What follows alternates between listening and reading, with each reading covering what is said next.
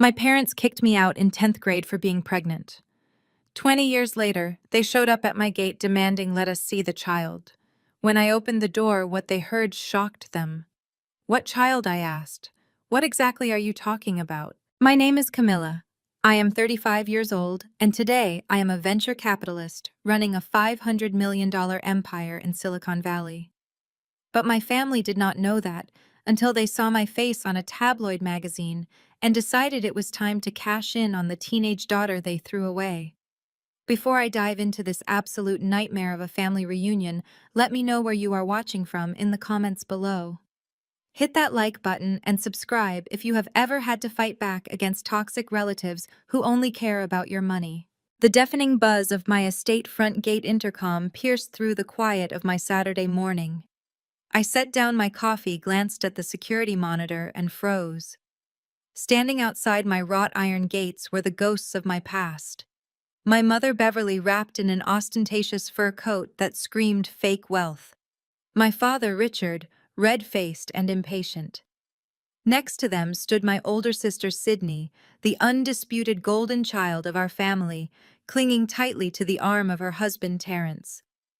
Terrence is an incredibly hardworking African-American man, an accomplished architect who always looked exhausted trying to keep up with Sydney and her endless financial demands.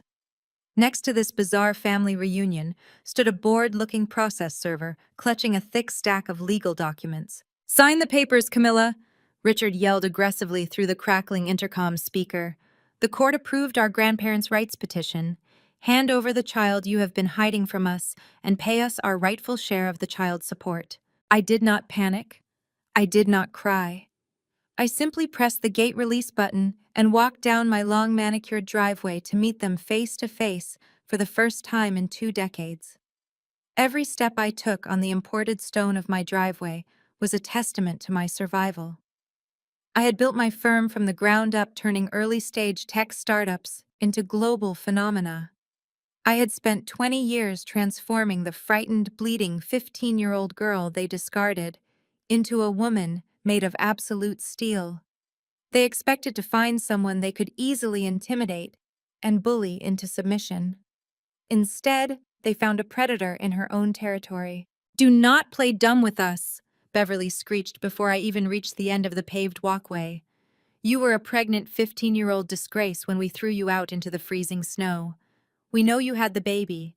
You owe us for the emotional distress you caused this family. If I had not kicked you out that night, you never would have found the motivation to get rich. You owe your entire empire to my tough love." I stared at the woman who gave birth to me. She was still exactly the same, obsessed with appearances and devoid of any actual maternal instinct. She honestly believed that abandoning a teenager in the dead of winter was some kind of heroic parenting strategy. My father Richard puffed out his chest, trying to look like the intimidating patriarch he once was.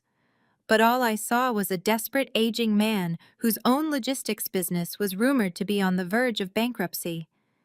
They were looking at me not as a daughter, but as a winning lottery ticket. "Let us see the child," Richard demanded, stepping forward as if he had the authority to barge into my home. I looked down at the legal summons the process server shoved into my hands, then back at the people who shared my DNA. "What child?" I asked, my voice deadly calm. "What exactly are you talking about?" Sydney stepped forward, a nasty smirk spreading across her face. She reached into her oversized designer bag and pulled out a glossy tabloid magazine, slapping it against my chest. "Read it and weep, little sister," Sydney sneered. I glanced at the cover. There was a candid photo of me walking out of a charity gala. The bold, sensationalized headline read, "Venture capitalist billionaire Camilla leaves $500 million empire to her 20-year-old child." "The secret is out," Sydney gloated, crossing her arms defensively. "You hid your bastard kid to keep the money for yourself. But we have a legal right to our grandchild. We are taking custody and taking control of the trust fund today." I did not flinch. Instead, I bypassed my parents and Sydney, entirely turning my attention straight to Terrence. He looked deeply uncomfortable, his eyes darting between his wife and the sprawling estate behind me. "You are a brilliant architect, Terrence," I said smoothly, watching his posture stiffen. You work 80-hour weeks to provide for Sydney and keep up her country club appearances. Tell me, did she happen to mention that she needed $50,000 last month for Beverly emergency heart surgery? Terrence frowned, genuine confusion washing over his face. He nodded slowly, clearly wondering how I knew about their private finances. I smiled a cold, hard smile. Beverly did not have heart surgery, Terrence. I investigated. Sydney used your hard-earned money to pay off Beverly underground gambling debts. They are bleeding you dry. Terrence whipped his head towards Sydney, his jaw tight. What is she talking about? Terrence asked, his voice dangerously low. You told me the doctors needed that wire transfer immediately to save her life. Sydney's smug expression instantly evaporated, replaced by a pale, stammering panic. Terrence, baby, do not listen to her. She is just trying to cause trouble because she is a bitter, horrible person. She is trying to distract us from the fact that she has been hiding our family heir. But Terrence pulled his arm away from her grasp, stepping back. Terrence had always been an outsider to them too, despite his incredible success. As an African-American man from a working-class background who had built his own highly respected architectural firm, he had compromised his own peace to fit into their elitist, subtly racist family dynamics. He had bent over backwards to prove he was a worthy provider for their golden child. Seeing that they were exploiting his exhausting labor to fund their secret vices was the exact wake-up call he needed. The realization of her financial manipulation was hitting him in real time. He looked at Beverly, who suddenly looked very healthy for a woman who supposedly had open heart surgery just 4 weeks ago. The betrayal was written all over his face. Before I could order my security team to forcefully throw them all off my property, my cell phone vibrated in my pocket. It was a priority alert from my corporate lawyer, Jared. I answered it right there in front of them, keeping my eyes locked on my father's greedy grin. Camilla! Jared's voice sounded breathless and furious over the line. I just got off the phone with the courthouse. The judge just granted their ex parte motion based on that ridiculous tabloid leak and your parents' sworn affidavits. Your personal bank accounts are completely frozen, pending a mandatory custody and financial support hearing tomorrow morning. They are trying to drain you dry before you even step foot in a courtroom. I slowly lowered the phone from my ear. My parents were beaming, completely unaware that the trap they just set for me was about to become their own personal prison. I had survived much worse than a frozen bank account, and I was about to show them exactly why I was the most feared venture capitalist in the state. I slipped my phone back into my pocket and looked through the wrought iron bars of my front gate. The silence hung heavy in the crisp California air. My parents were still standing there, their faces flushed with greedy anticipation, utterly convinced they had just cornered me. They had no idea they were standing on a trap door I was about to swing wide open. Terrence was the only one not smiling. He stood frozen, processing the financial bomb I had just dropped on him. The $50,000 he had sweated blood to earn for his children's future had been siphoned away to cover Beverly's underground gambling debts.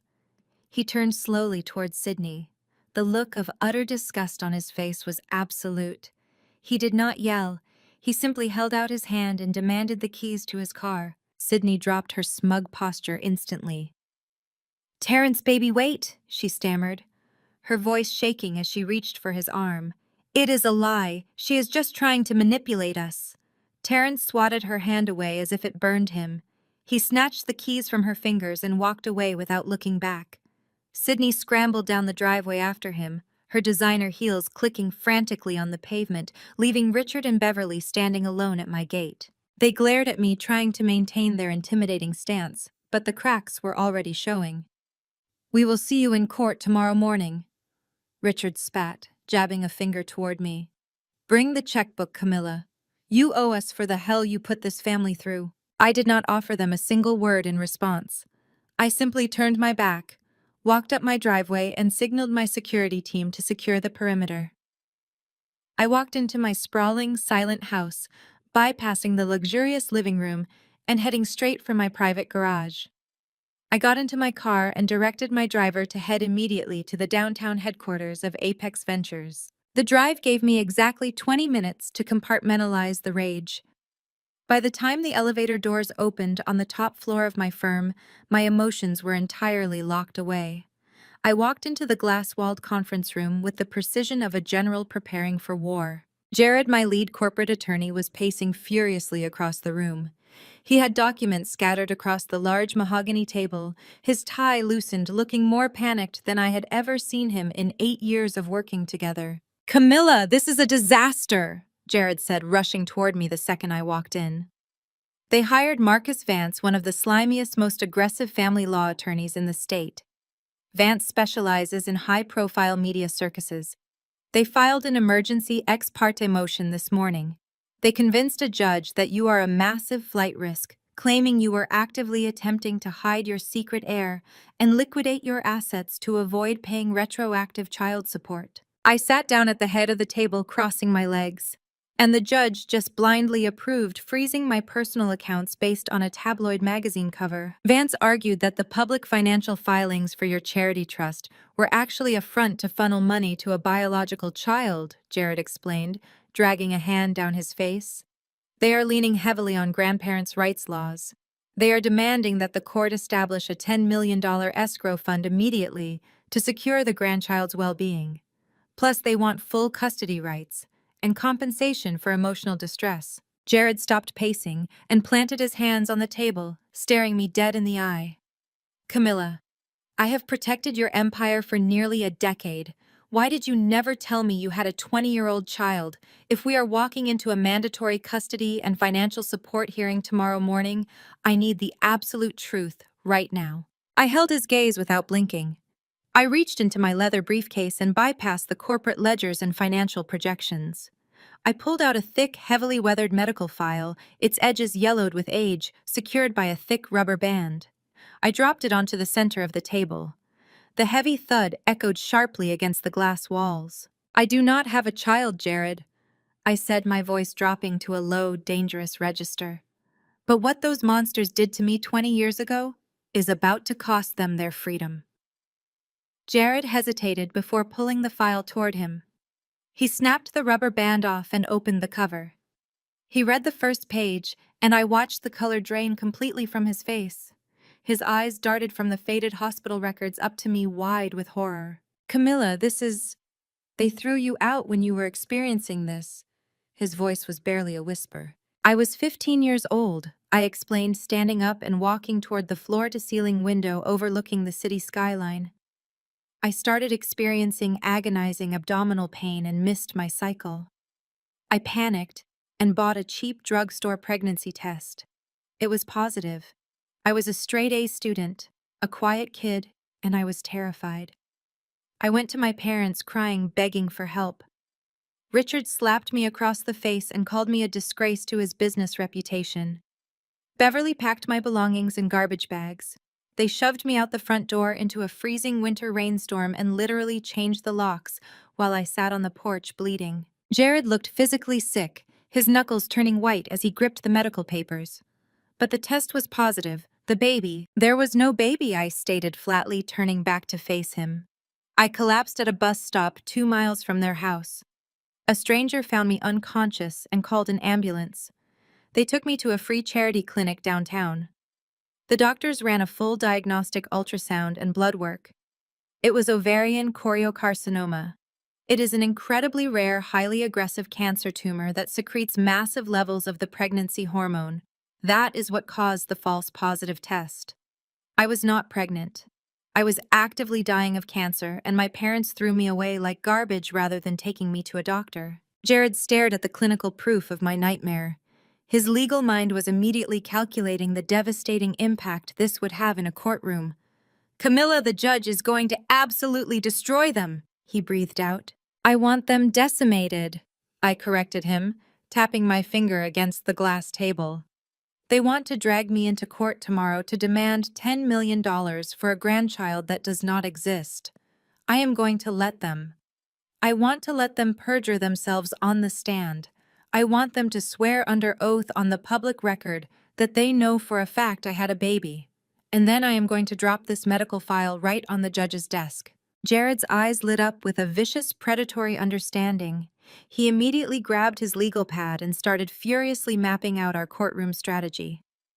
Just as he began listing the perjury traps we were going to set, my cell phone chimed sharply in my pocket. I pulled it out. It was a text message from Sydney. I opened the message to find a screenshot of a local news broadcast. Richard and Beverly were on the screen standing outside the courthouse, dabbing their eyes with tissues and playing the roles of heartbroken, victimized grandparents for the local media. The news ticker at the bottom of the screen read, "Billionaire daughter hiding secret heir from devastated grandparents." Underneath the photo, Sydney had typed a message dripping with arrogance. "Checkmate. Bring the checkbook tomorrow or the press gets the rest of the story." I stared at the glowing screen. I felt no sadness, no anxiety, no fear. I felt only the cold mechanical precision of a predator zeroing in on its prey. They had brought a tabloid to a war they could not possibly win. I typed my reply with steady, unwavering fingers, hitting send before tossing the phone onto the table. "I am bringing a hearse for your reputation." The morning sun cast harsh shadows across the polished oak of courtroom 4. Outside those heavy wooden doors, a swarm of reporters and camera crews were currently fighting for space, whipped into a frenzy by my family's manufactured media circus. Inside, the atmosphere was suffocatingly tense. I sat perfectly straight next to Jared at the defense table. My tailored charcoal suit acted as armor. Across the aisle, my parents and Sydney sat flanking their high-profile attorney Marcus Vance. Beverly was dressed in a conservative beige twin set, completely abandoning her usual loud luxury brands to play the role of a modest, heartbroken grandmother. She dabbed her dry eyes with a lace handkerchief every time the judge looked her way. Richard kept his shoulders slumped, playing the weary patriarch who had endured unimaginable grief. Marcus Vance stood before the bench using his booming theatrical voice to paint a sickeningly sweet picture. "Your Honor, we are here today to rectify a tragic injustice." Vance began pressing a hand to his chest. "My clients, Richard and Beverly, are upstanding, loving parents who have suffered the absolute agony of being separated from their only grandchild for 20 years. Their daughter Camilla became pregnant at the tender age of 15. Out of teenage rebellion and spite, she ran away from a home filled with love and resources, depriving these devoted grandparents of the chance to nurture their own flesh and blood."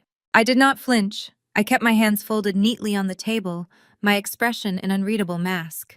Jared was writing furiously on his legal pad, occasionally shooting me a glance to ensure I was holding steady. I was more than steady. I was waiting for the perfect moment to strike. Vance paced back and forth, gesturing dramatically toward my parents. For 2 decades they searched. They mourned. They prayed for the safe return of their daughter and grandchild. And now we discover through public financial filings that Camilla has earmarked her $500 million empire for this very child. Yet she refuses to produce the heir. We have reason to believe she is actively hiding the child and liquidating assets to avoid paying the 20 years of retroactive child support my clients are owed for their emotional distress. Judge Harrison, a magistrate known for his strict traditional family values, frowned deeply. "Those are incredibly serious allegations, Mr. Vance. Do you have witness testimony to support this timeline of events and these threats of concealment?" "We do, Your Honor." Vance smiled smoothly. "I call Sydney to the stand." Sydney stood up, smoothing down her modest floral dress. She walked to the witness box, swore on the Bible with perfect solemnity, and took her seat. She looked at me, and for a fraction of a second, I saw the vicious, triumphant smirk hiding behind her carefully practiced look of sorrow. Then she turned to the judge, her lower lip trembling flawlessly. "Sydney, please tell the court what happened 20 years ago," Vance prompted gently. Sydney let out a breathy, manufactured sob. "Camilla was always jealous of me. She hated that our parents expected excellence from us. When she got pregnant in 10th grade, she completely unraveled. She tried to ruin my sweet 16 out of spite, throwing tantrums and demanding our parents focus solely on her mistake." There it was. The action-based backstory delivered right under oath. She was painting my horrific medical crisis as a teenage temper tantrum meant to overshadow her birthday party. It was the absolute epitome of the golden child and scapegoat dynamic we had grown up in, presented as sworn testimony. Sydney wiped a non-existent tear from her cheek and leaned closer to the microphone. My parents begged her to let them help raise the baby. They offered to pay for everything: the medical bills, the baby clothes, the college funds. They just wanted to keep our family together. But Camilla laughed in their faces. Beverly let out a loud, dramatic wail from the plaintiff table, burying her face in her hands. Richard wrapped a comforting arm around her, shaking his head in mock devastation. It was a masterclass in manipulation. Sydney sniffled, her voice dropping to a theatrical whisper. She told me she was going to hide the baby forever. She even threatened to sell the baby to the highest bidder, just to humiliate our family name and punish my parents for loving me. She ran away that night, and we spent years desperately looking for her. It destroyed my parents, and now my own husband Terrence left me yesterday because the stress of my sister and her cruel lies completely shattered our marriage. I felt Jared tense beside me. Sydney was not just lying. She was committing blatant, documented perjury. She was digging a hole so deep that not even Vance could pull her out of it. I remained completely still, my heart beating with the cold, mechanical precision of a predator. Every single lie she told was just another nail in their collective coffin. Vance turned back to the judge, raising his hands in a gesture of absolute helplessness. Your Honor, as you can see, this is a documented pattern of vindictive, destructive behavior. Camilla is a billionaire who hoards her wealth while her family suffers the consequences of her teenage rebellion.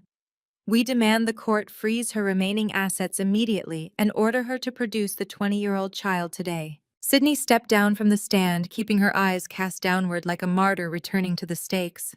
She retook her seat next to Beverly, gripping her mother's hand. Judge Harrison took off his reading glasses and rubbed the bridge of his nose. He looked visibly moved by Sydney's performance and my parents' fake tears. He turned his stern, unforgiving gaze directly onto me. The air in the courtroom grew instantly heavy, thick with the anticipation of my impending downfall. Ms. Camilla, the judge's voice boomed through the silent room, carrying the full weight of his judicial authority. The testimony we have heard today is deeply disturbing. The court takes the concealment of a child and the deliberate evasion of familial financial responsibilities very seriously. Your corporate financial disclosures clearly indicate a massive transfer of wealth intended for a 20-year-old recipient referred to as your child. He leaned over the bench, his eyes locking onto mine with absolute severity. I am warning you right now. Failure to produce the 20-year-old child mentioned in your financial filings will result in contempt of court and immediate asset seizure. Where is the child? I held the judge's severe gaze without a single tremor of fear. The silence in the courtroom was absolute, broken only by the frantic scratching of reporters' pens in the gallery behind me. Marcus Vance wore a triumphant smirk, convinced his theatrical ambush had cornered me. Across the aisle, my parents leaned forward in their heavy wooden chairs, practically salivating at the prospect of my financial ruin. Sydney sat back with a satisfied, innocent expression, playing the role of the traumatized sister to absolute perfection. They had brought a tabloid headline to a legal war, and they were completely unprepared for the artillery I had waiting for them. I stood up slowly, buttoning my tailored suit jacket, with deliberate calm. I did not reach for a birth certificate. I did not pull out a trust fund ledger. I simply picked up the thick, yellowed medical file from the defense table and asked for permission to take the witness stand. Judge Harrison gave a curt nod, his expression hardening as I walked past the plaintiff's table. I ignored my family entirely, took the oath, and sat in the wooden chair, placing the heavy, weathered folder on the ledge in front of me. I do not have a child, Your Honor. I stated, my voice echoing clearly through the courtroom sound system. There is no 20-year-old heir. There is no secret grandchild for my parents to claim. Vance practically leapt out of his chair, his face turning red. Objection, Your Honor. The defendant is blatantly lying to the court. We have her corporate tax filings right here. The Apex Ventures Charitable Trust clearly designates a $10 million fund for a biological dependent. She is perjuring herself right now to avoid paying my clients their rightful restitution. Overruled. Judge Harrison barked, slamming his gavel once to silence the lawyer. Ms. Camilla, you are walking a very dangerous line. If there is no child, you need to explain the financial disclosures immediately. What is in that file? I slid the thick folder across the polished wood of the witness stand toward the bailiff, who carried it up to the judge's bench. That is my complete medical history from 20 years ago, I explained, keeping my voice utterly devoid of emotion. It contains diagnostic reports, surgical records, and pathology results from the St. Jude Charity Clinic downtown. I ask that it be entered into evidence. As for the financial filings, Mr. Vance is willfully misrepresenting that $10 million escrow is a pediatric oncology grant. The dependents listed are the child patients my firm sponsors. The tabloids spun a tax filing into a secret baby, and my family saw a winning lottery ticket. Judge Harrison opened the file. His brow furrowed as he scanned the first page. The courtroom was so quiet you could hear the air conditioning humming through the overhead vents. 20 years ago, I was a 15-year-old honor roll student. I began turning my gaze toward Richard and Beverly. They immediately stiffened in their seats. I started experiencing agonizing abdominal pain. It was so severe I could barely stand, and my cycle completely stopped. Terrified and confused, I went to a local drugstore and bought a cheap pregnancy test. It came back positive. A low murmur rippled through the gallery. Vance crossed his arms, looking incredibly smug, assuming I was just confirming his entire case on the record. I was just a kid. I continued, my voice ringing with cold, unwavering authority. I was frightened out of my mind. I did exactly what a child is supposed to do. I went to my parents. I walked into their pristine living room crying and begged them to take me to a doctor. I begged them for help. I paused, letting my eyes lock onto my father. Richard swallowed hard, a sudden sheen of sweat breaking out on his forehead. He realized exactly where this testimony was going, but he was powerless to stop it. My father did not offer to help raise a baby, I testified, dismantling Sydney's fabricated story piece by piece. He did not offer to pay for medical bills or college funds. He struck me across the face so hard I hit the floor. He called me a worthless whore who was going to ruin his logistics business by bringing a scandal to his doorstep. My mother, Beverly, did not offer me comfort. She went upstairs, packed my clothes into black plastic garbage bags, and dragged me to the front door. They threw me out into a freezing winter rainstorm. I sat on the porch, bleeding and crying in agony, while they literally changed the deadbolts on the other side of the door. "Objection!" Vance shouted, his voice pitching higher with sudden panic.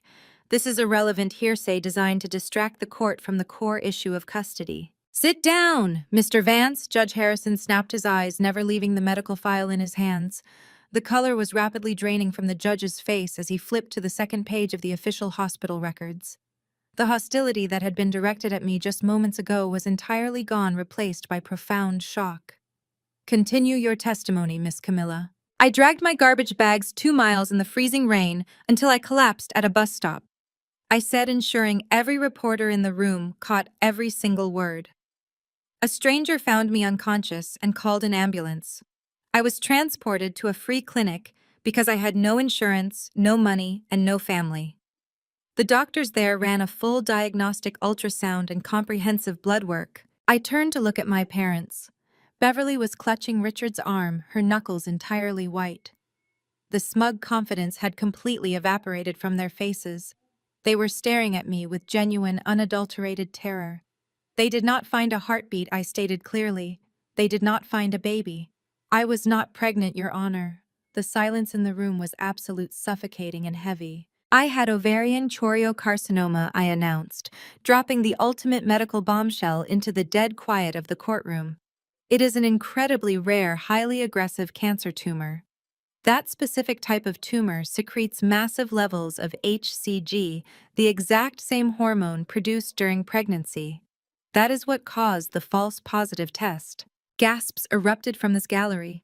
Reporters literally dropped their pens, scrambling to record the twist. A loud clamor of shocked whispers broke out across the wooden benches as the public realized exactly what my family had done. "I had a tumor, not a baby," I declared, my voice slicing through the rising noise of the courtroom like a blade. "I was bleeding out, dying of aggressive cancer on the streets, while my loving parents were busy changing the locks to protect their country club reputation." Judge Harrison stared at the pathology reports bearing my name, the official clinic stamps, and the surgical records detailing the emergency removal of the tumor that had nearly ended my life at 15. He slowly lowered the file, his hands trembling slightly against the wood of his bench. He looked past me, fixing his gaze on Richard, Beverly, and Sydney. The three of them looked as though they had just been struck by lightning. Beverly had gone a sickly shade of ash gray, her mouth hanging open in silent horror as the cameras flashed behind her. Richard was staring blankly ahead, his chest heaving as the reality of his impending destruction set in. Sydney sat frozen in her chair, the fake tears completely gone, her eyes wide with the realization that she had just committed felony perjury to demand custody of a cancer tumor. The judge's face morphed from stern judicial authority into a mask of pure, unadulterated wrath. Judge Harrison threw the medical file onto his desk with a sharp crack that made Sydney jump in her seat. His face was a mask of pure, unadulterated wrath. He stared down at Marcus Vance, who was currently gripping the edges of his podium as if the floor had suddenly dropped out from beneath him. "Mr. Vance." Judge Harrison began, his voice dangerously low. "I am looking at official, authenticated medical records from St. Jude Clinic. These documents confirm a diagnosis of ovarian choriocarcinoma. They confirm emergency surgical intervention. They confirm a pathology report of a malignant tumor. What they do not confirm under any circumstances is the existence of a child." Vance swallowed hard, the slick confidence entirely wiped from his features. "Your Honor, I was not made aware of this evidence." "You presented a sworn witness to this court." Judge Harrison roared, his voice echoing off the mahogany walls. "You allowed this young woman to sit on that stand and testify under penalty of perjury that she witnessed her sister threatening to sell a non-existent infant. You allowed your clients to file an emergency ex parte motion demanding $10 million based on an entirely fabricated premise. You have weaponized my courtroom to facilitate a blatant, malicious extortion attempt against a woman who was fighting for her life." "Your Honor, my clients assured me the timeline was accurate." Vance tried to interject, visibly sweating now. He took a hasty step away from Richard and Beverly, desperate to distance himself from the sinking ship. "Save it for the disciplinary hearing, counselor," the judge snapped. He turned his furious gaze toward my family. Sydney was shaking violently. The realization that she had just committed a felony on public record was crashing down on her. She looked at Richard for help, but my father was paralyzed. The grand patriarch of the family was completely immobilized by the destruction of his master plan. Beverly sat with her mouth open, staring at the medical file on the judge's bench as if it were a venomous snake. Judge Harrison picked up his gavel. "The emergency ex parte motion is denied. The grandparents' rights petition is dismissed with extreme prejudice. The freeze on Ms. Camilla's personal and corporate assets is lifted immediately. Furthermore, I am directing the court clerk to forward the transcripts of today's proceedings directly to the district attorney's office. I am officially recommending that perjury and fraud charges be brought against Sydney, Richard, and Beverly." He slammed the gavel down like a thunderclap. The sound sealed their fate. The reporters in the gallery erupted into a frenzy of frantic whispering and typing, eager to be the first to publish the spectacular downfall of the family who tried to con a billionaire. I sat perfectly still, absorbing the absolute finality of the moment. Beside me, Jared let out a long, heavy breath, leaning back in his chair with a look of profound awe. He closed his legal pad. We did not even need to present a defense. The trap had snapped shut exactly as planned. I stood up slowly, my posture impeccable. I reached out and carefully slid the medical file back into my leather briefcase, snapping the brass locks shut. Every eye in the courtroom was glued to me. I had walked in as their prey, and I was walking out as their executioner. I turned and walked down the center aisle of the courtroom. The heavy silence was broken only by the sharp, confident click of my heels against the polished hardwood floor. As I approached the plaintiff's table, I paused. Richard stared straight ahead, too cowardly to meet my eyes. Sydney was weeping loudly, real tears of sheer terror running down her face, entirely ignored by the parents who usually rushed to comfort her. Beverly finally looked up at me. Her face was a portrait of absolute defeat. She looked old, fragile, and utterly exposed. The glamorous grandmother facade had been ripped away, leaving only the bitter, cruel woman she truly was. I leaned down slightly, bringing my face just inches from hers. I did not raise my voice.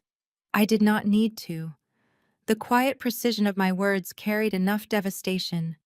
"You always loved the spotlight, Beverly," I whispered, holding her terrified gaze. "Enjoy the glow." Beverly physically recoiled, sinking lower into her wooden chair, as if the words had struck her. She covered her face with her hands, hiding from the harsh glare of the reality she had created. I straightened up and continued my walk toward the heavy oak doors at the back of the courtroom. The victory tasted metallic and cold, but it was absolute. I had severed the final rotting tie to the people who shared my DNA. My empire was secure. My past was buried. I reached for the brass handle of the door, ready to walk out into the bright California sun and leave them to the legal slaughterhouse. Just as my fingers brushed the cool metal, the doors violently burst open from the other side. I took a quick step back as a breathless, red-faced man in a sharp pinstripe suit shoved his way into the courtroom. He completely ignored the bailiff reaching for his arm and marched straight down the center aisle, waving a thick stack of legal documents in the air. I recognized him instantly. It was Arthur Sterling, the lead corporate attorney for my father's logistics company. "Your Honor, wait!" Sterling shouted, his voice cracking with exertion as he bypassed the gallery and stopped right behind Richard's chair. "Do not dismiss the asset freeze. We are filing a new separate injunction immediately." Judge Harrison, who had been halfway out of his chair to recess the court, froze.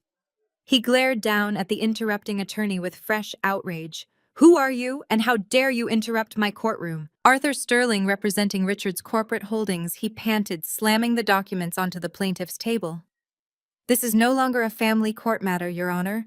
This is corporate theft." Jared was instantly on his feet beside me, his legal instincts firing up. "Objection. This hearing is concluded.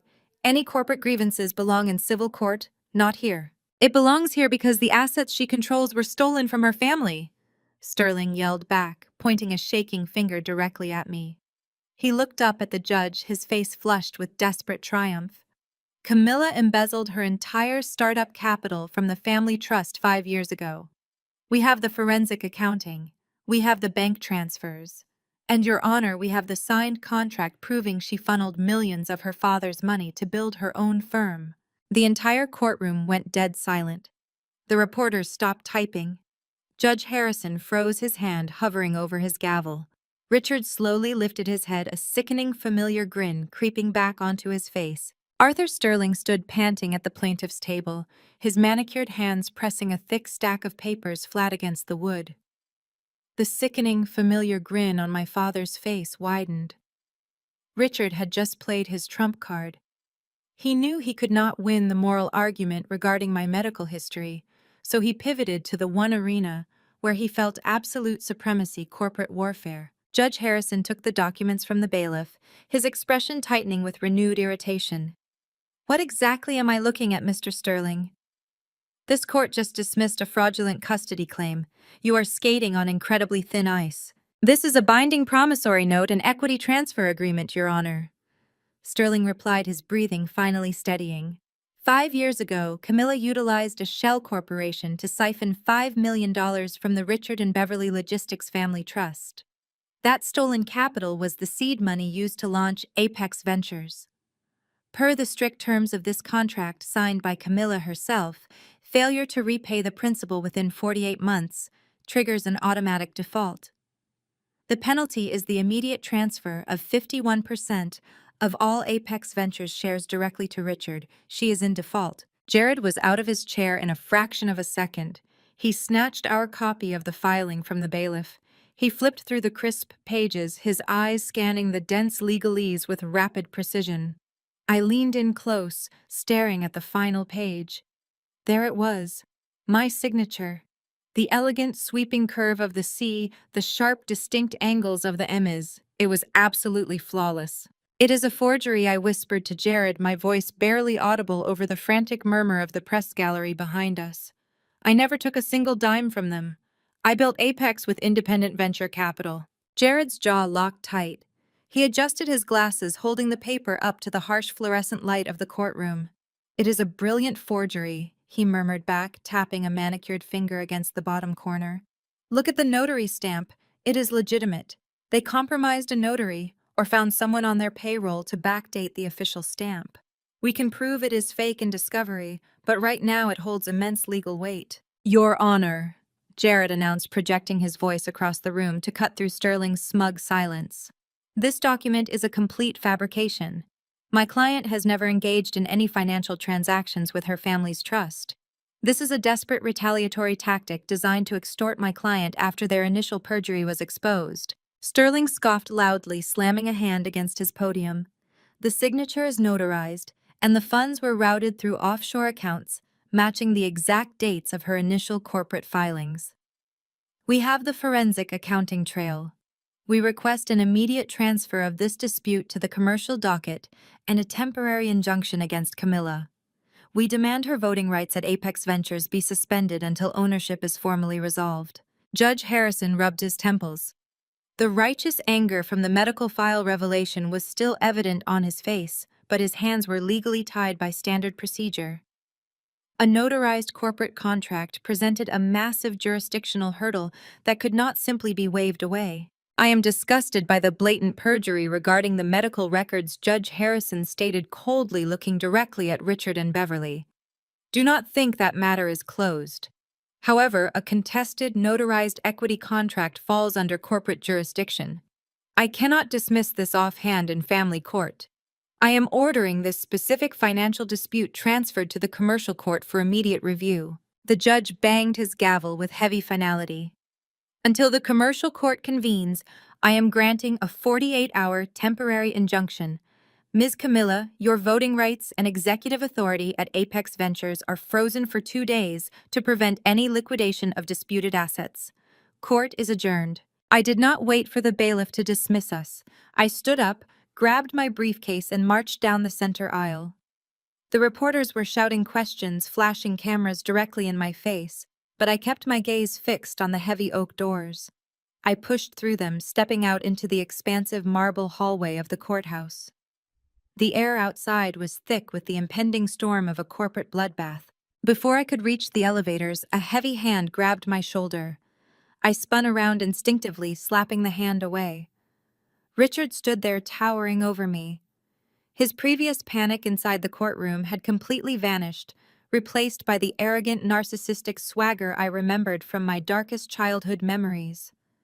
He straightened his expensive silk tie, looking down his nose at me.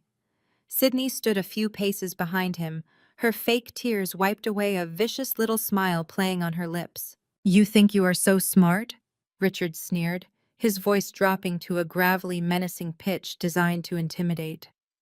"You actually thought you could outmaneuver me in a courtroom? I taught you everything about business. I built an empire while you were still figuring out how to tie your shoes. You are just a girl playing dress-up in a tailored suit."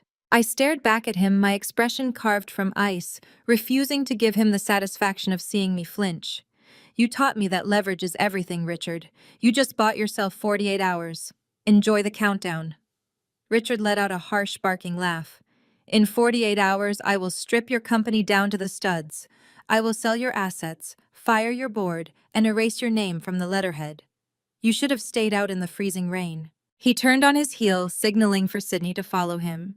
They walked toward the opposite bank of elevators, moving with the synchronized, predatory confidence of sharks smelling blood in the water.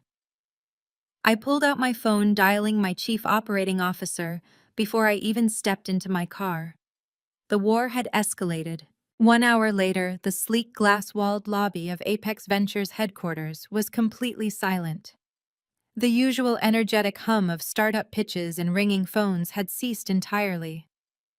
I stood behind the reception desk, flanked by my head of security and my lead developers. The temporary injunction meant I could not legally authorize trades, move capital, or execute executive orders. My hands were legally tied behind my back in my own building. The polished steel doors of the private executive elevator chimed loudly. The door slid open. Richard stepped out first, flanked by four massive private security contractors wearing tactical earpieces. Sydney stepped out right behind him, holding a stack of legal binders and wearing an obnoxiously bright designer dress, treating my corporate headquarters like her personal shopping mall. Arthur Sterling flanked their right side, holding up the judge's signed injunction order like a shield. Richard surveyed the expansive modern office. He looked at the floor-to-ceiling windows overlooking the city skyline, the multi-million-dollar art installations, and the dozens of panicked employees peeking out from their glass cubicles. His eyes gleamed with raw, unadulterated greed. "Clear the executive floor!" Richard barked, his voice echoing sharply off the glass walls. He did not even look at me as he issued the command. He pointed to my head of security. "You work for me now. Escort this woman off the premises immediately. We are executing a hostile takeover of Apex Ventures." Sydney stepped up to the front desk, slamming her stack of binders down right in front of me. She leaned across the polished counter, her eyes wide with malicious delight. "Pack your desk, Sister," Sydney whispered, her voice dripping with venomous sweetness. "I want your corner office." I looked at Sydney, whose face was flushed with the greedy anticipation of a scavenger claiming a fresh kill. I did not blink. I did not raise my voice. I simply gestured to the sleek glass-walled office at the end of the hall. "Take it," I replied, my voice smooth and utterly devoid of the panic she desperately wanted to see. "I hope you find the chair comfortable, Sydney. You will not be sitting in it for long." Richard did not waste a single second. He treated my corporate sanctuary like a conquered territory, practically vibrating with the thrill of his hostile invasion. He snapped his fingers, and his four massive private security contractors fanned out across the executive floor. They moved with aggressive precision, violently unplugging monitors, seizing hard drives, and physically blocking my employees from their workstations. Richard marched down the central corridor, pointing a thick, manicured finger at my lead developers, financial analysts, and administrative staff. "You are terminated!" Richard barked, his voice booming off the floor-to-ceiling windows and shattering the usual quiet focus of the office. "Box your personal items and get out. You are fired. If anyone touches a secure server or attempts to wipe a hard drive, I will have you arrested for corporate espionage. This building belongs to me now." My staff froze, absolute terror flashing in their eyes. They clutched their laptops and looked to me, their CEO, for guidance. I caught the eye of my lead analyst, David, and gave him a slow, deliberate nod. I needed them to comply temporarily. I needed Richard to feel invincible, to believe his ambush had worked flawlessly. The chaos swelled as filing cabinets were slammed shut. Personal belongings were hurriedly shoved into cardboard boxes, and security guards hovered intimidatingly over my people. Just as Richard was threatening to have my chief of staff physically dragged to the elevators, the polished steel doors chimed again. Terrence stepped onto the floor. Sydney's husband looked completely out of his depth. He wore a rumpled beige suit and carried an expression of profound, agonizing discomfort. Terrence was a high school history teacher, a man who had always seemed too quiet, too empathetic, and too genuine to survive in my family's vicious orbit. He stared at the unfolding hostile takeover, his eyes widening in horror as he watched Richard's hired thugs manhandle a young intern away from her desk. "Richard, stop!" Terrence pleaded, stepping forward and raising his hands in a desperate, placating gesture. "You cannot just storm in here and terrorize innocent people. This is a legal dispute, not a mob shakedown. Let the commercial courts handle the transition of power." Before Richard could even turn around to address him, Sydney pivoted on her heels and marched right up to her husband. Her sweet, victimized facade vanished in a millisecond, replaced by a terrifying, unhinged fury. "Are you seriously defending her?" Sydney screamed, jabbing her finger hard into Terrence's chest, forcing him to take a step backward. "After everything she has done to us, Camilla is a thief. She embezzled millions from my father to build this entire company. She is actively stealing our kids' generational wealth. This building, these assets, they belong to our children, Terrence. If you had any spine at all, you would be helping my father secure what is rightfully ours, instead of crying over some fired secretaries." Terrence recoiled, absorbing the verbal abuse like a man who had endured it 1,000 times before. The gaslighting was so intensely concentrated, it was almost suffocating. Sydney was using their children as human shields, weaponizing his paternal instincts to justify her absolute greed. She turned back to the reception desk, loudly demanding the master server passwords from a terrified IT technician. Terrence stood frozen for a moment, his shoulders slumped in defeat before catching my eye. He walked over to me, keeping his head down to avoid drawing Richard's attention. He gently pulled me aside, stepping into the shadow of a large decorative pillar near the break room.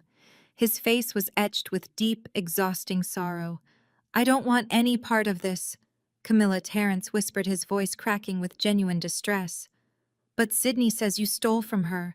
I just want to protect my kids." I looked at him, truly seeing the toll the marriage had taken on him. Terrence was not malicious. He was a good, decent man completely trapped in Sydney's toxic web, slowly being suffocated by her relentless manipulation. He genuinely believed he was protecting his family from a corporate predator because Sydney had fed him a masterful diet of lies.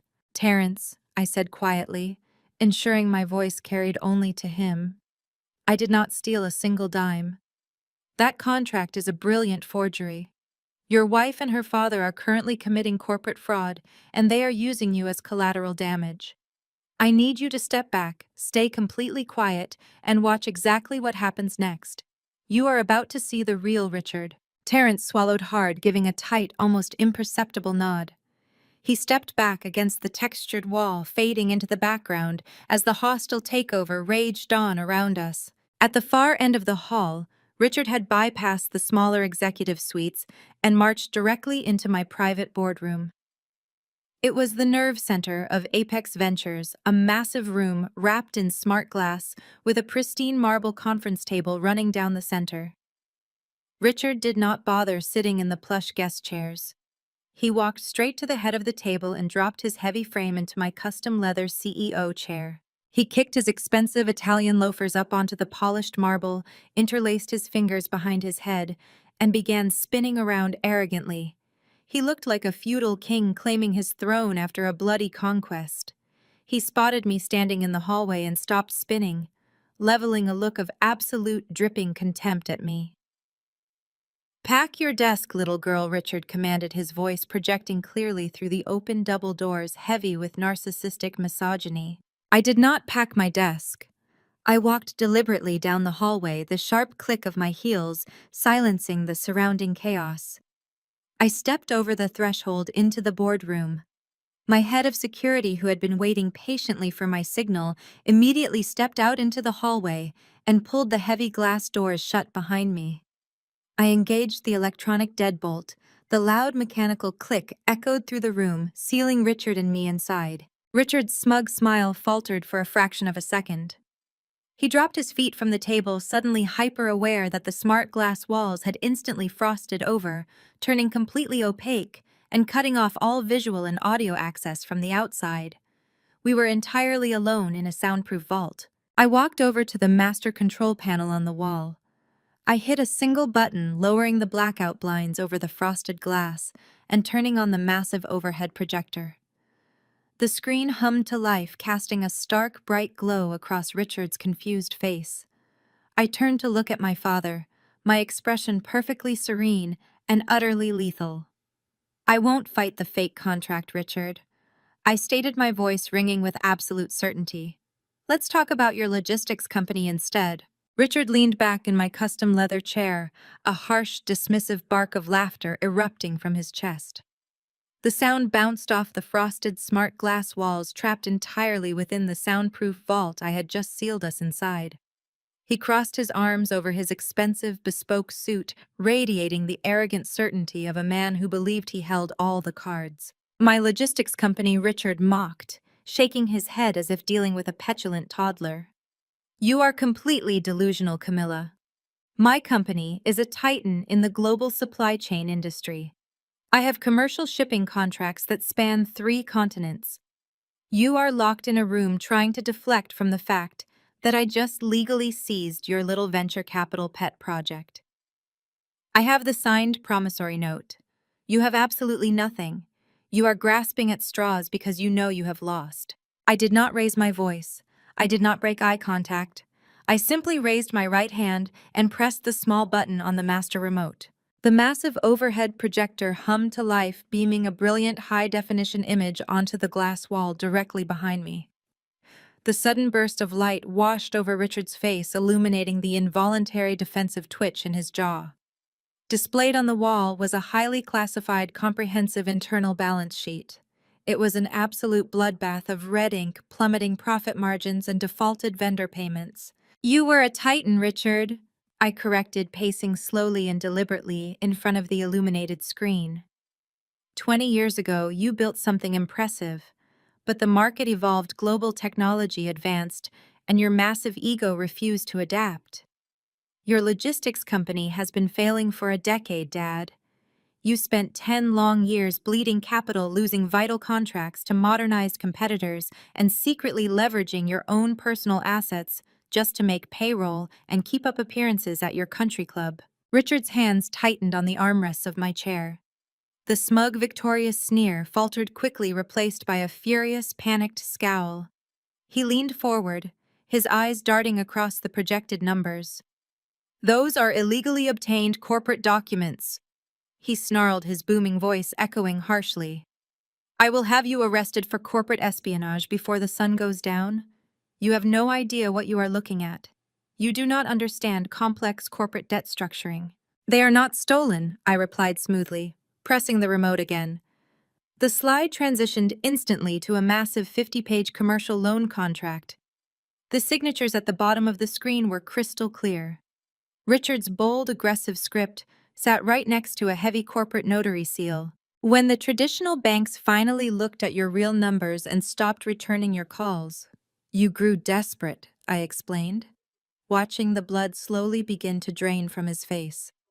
"You needed an immediate, massive injection of raw capital to keep the lights on and maintain the illusion of your immense wealth. You took out a $15 million lifeline loan from Blackwood. You thought you were dealing with faceless bankers in a high-rise office. You thought you were outsmarting a faceless private equity firm." Richard scoffed loudly, attempting to recover a fraction of his shattered bravado. He waved a dismissive hand at the projection. "Private equity loans are standard business practice for a company of my scale. I secured mezzanine capital to optimize our supply chain routes. The debt is perfectly manageable. Blackwood is a massive, aggressive institutional hedge fund. You pointing out my corporate debt changes absolutely nothing about your current situation, Camilla. I answer to the board of directors at Blackwood, not to an ungrateful exiled daughter playing CEO." I stopped pacing. I stood directly at the end of the long marble table, resting my hands on the cool surface, leaning in to look him dead in the eyes. The silence in the room stretched out heavy and suffocating. "That is where you are catastrophically wrong," I stated, my voice dropping to a dangerous, hushed register. "I did not just build Apex Ventures when I came to this city. I built an entire diversified network of financial holdings. 3 years ago, when the Blackwood Fund was quietly restructuring their leadership, I executed an aggressive buyout through a series of offshore holding companies. I am the silent, absolute majority owner of the Blackwood Fund. You do not answer to a board of faceless bankers, Richard. You answer to me. I own your debt. I own your company." Richard fell back against the leather chair as if he had been physically struck. His mouth opened, but no sound came out. His chest began to heave, his breathing turning shallow and rapid. The realization hit him with the force of a freight train.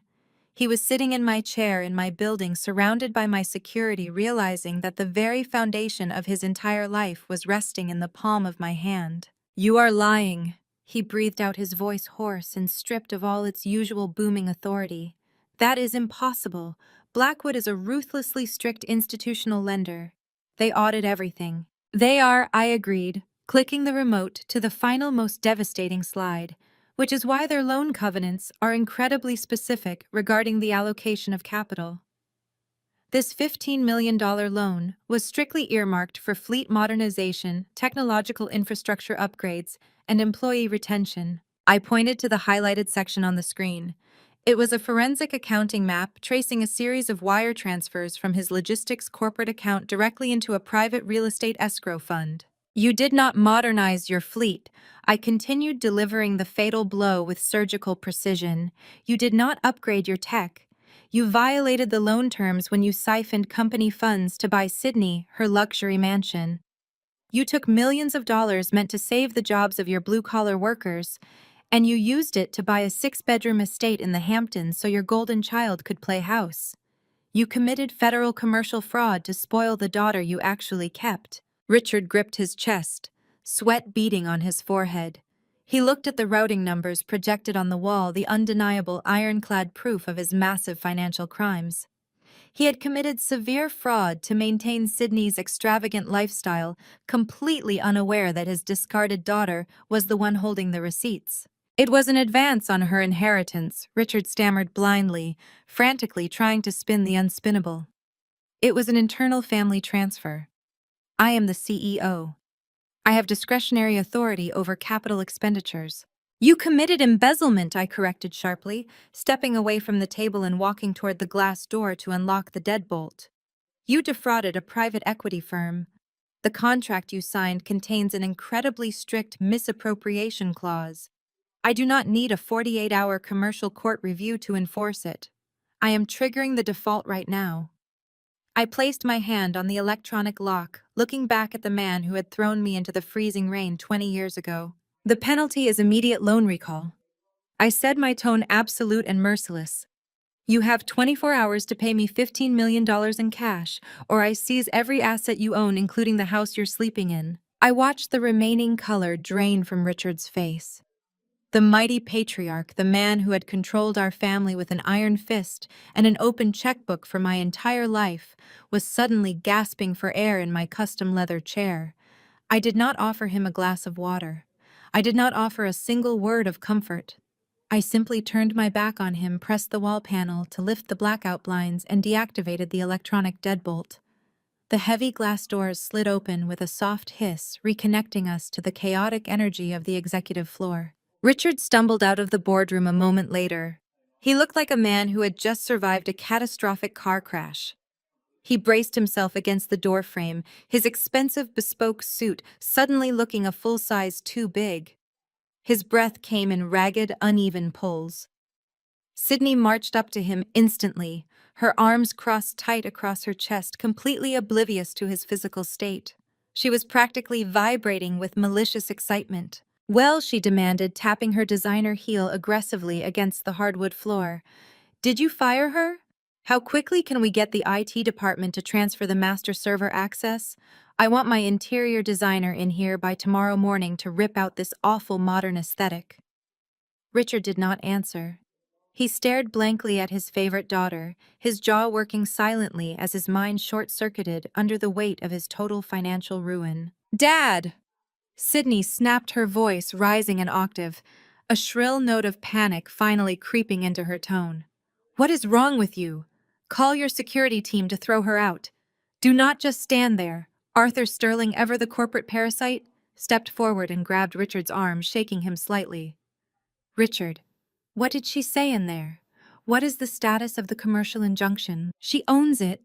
Richard whispered, his voice trembling so violently it barely carried over the ambient noise of the stunned office. She owns the Blackwood Fund, the entire $15 million. She triggered the default. We have 24 hours, Arthur. 24 hours before she seizes everything. The words hit the group like a physical shockwave. Beverly, who had just emerged from the private elevator to join the victory lap, dropped her luxury handbag. The heavy thud echoed through the suddenly quiet lobby. What do you mean she owns Blackwood? Beverly shrieked, rushing forward to grab her husband's lapels. Richard, tell me you are joking right now. The logistics company, the estate, are private accounts. Everything, Richard confirmed, his eyes darting frantically around the room, desperately avoiding my gaze. She holds the paper on all of it. We are in absolute default. There is no legal maneuvering out of this. Sydney physically recoiled, her perfectly contoured face twisted into a mask of pure, unadulterated terror. The realization of her impending poverty was a visceral blow. The Hamptons house. Sydney gasped, clutching her chest as if she had been shot. My country club memberships, the children's private school tuition. You used corporate funds to pay for those? If she seizes the company accounts, what happens to my house? It is gone, Sydney. I stated clearly, walking out of the boardroom to join the gathering. Every single asset purchased with stolen capital is subject to immediate seizure. I suggest you start packing your designer bags tonight. Sydney let out a guttural, terrifying scream. She looked around wildly, her eyes darting like a cornered animal seeking an escape route.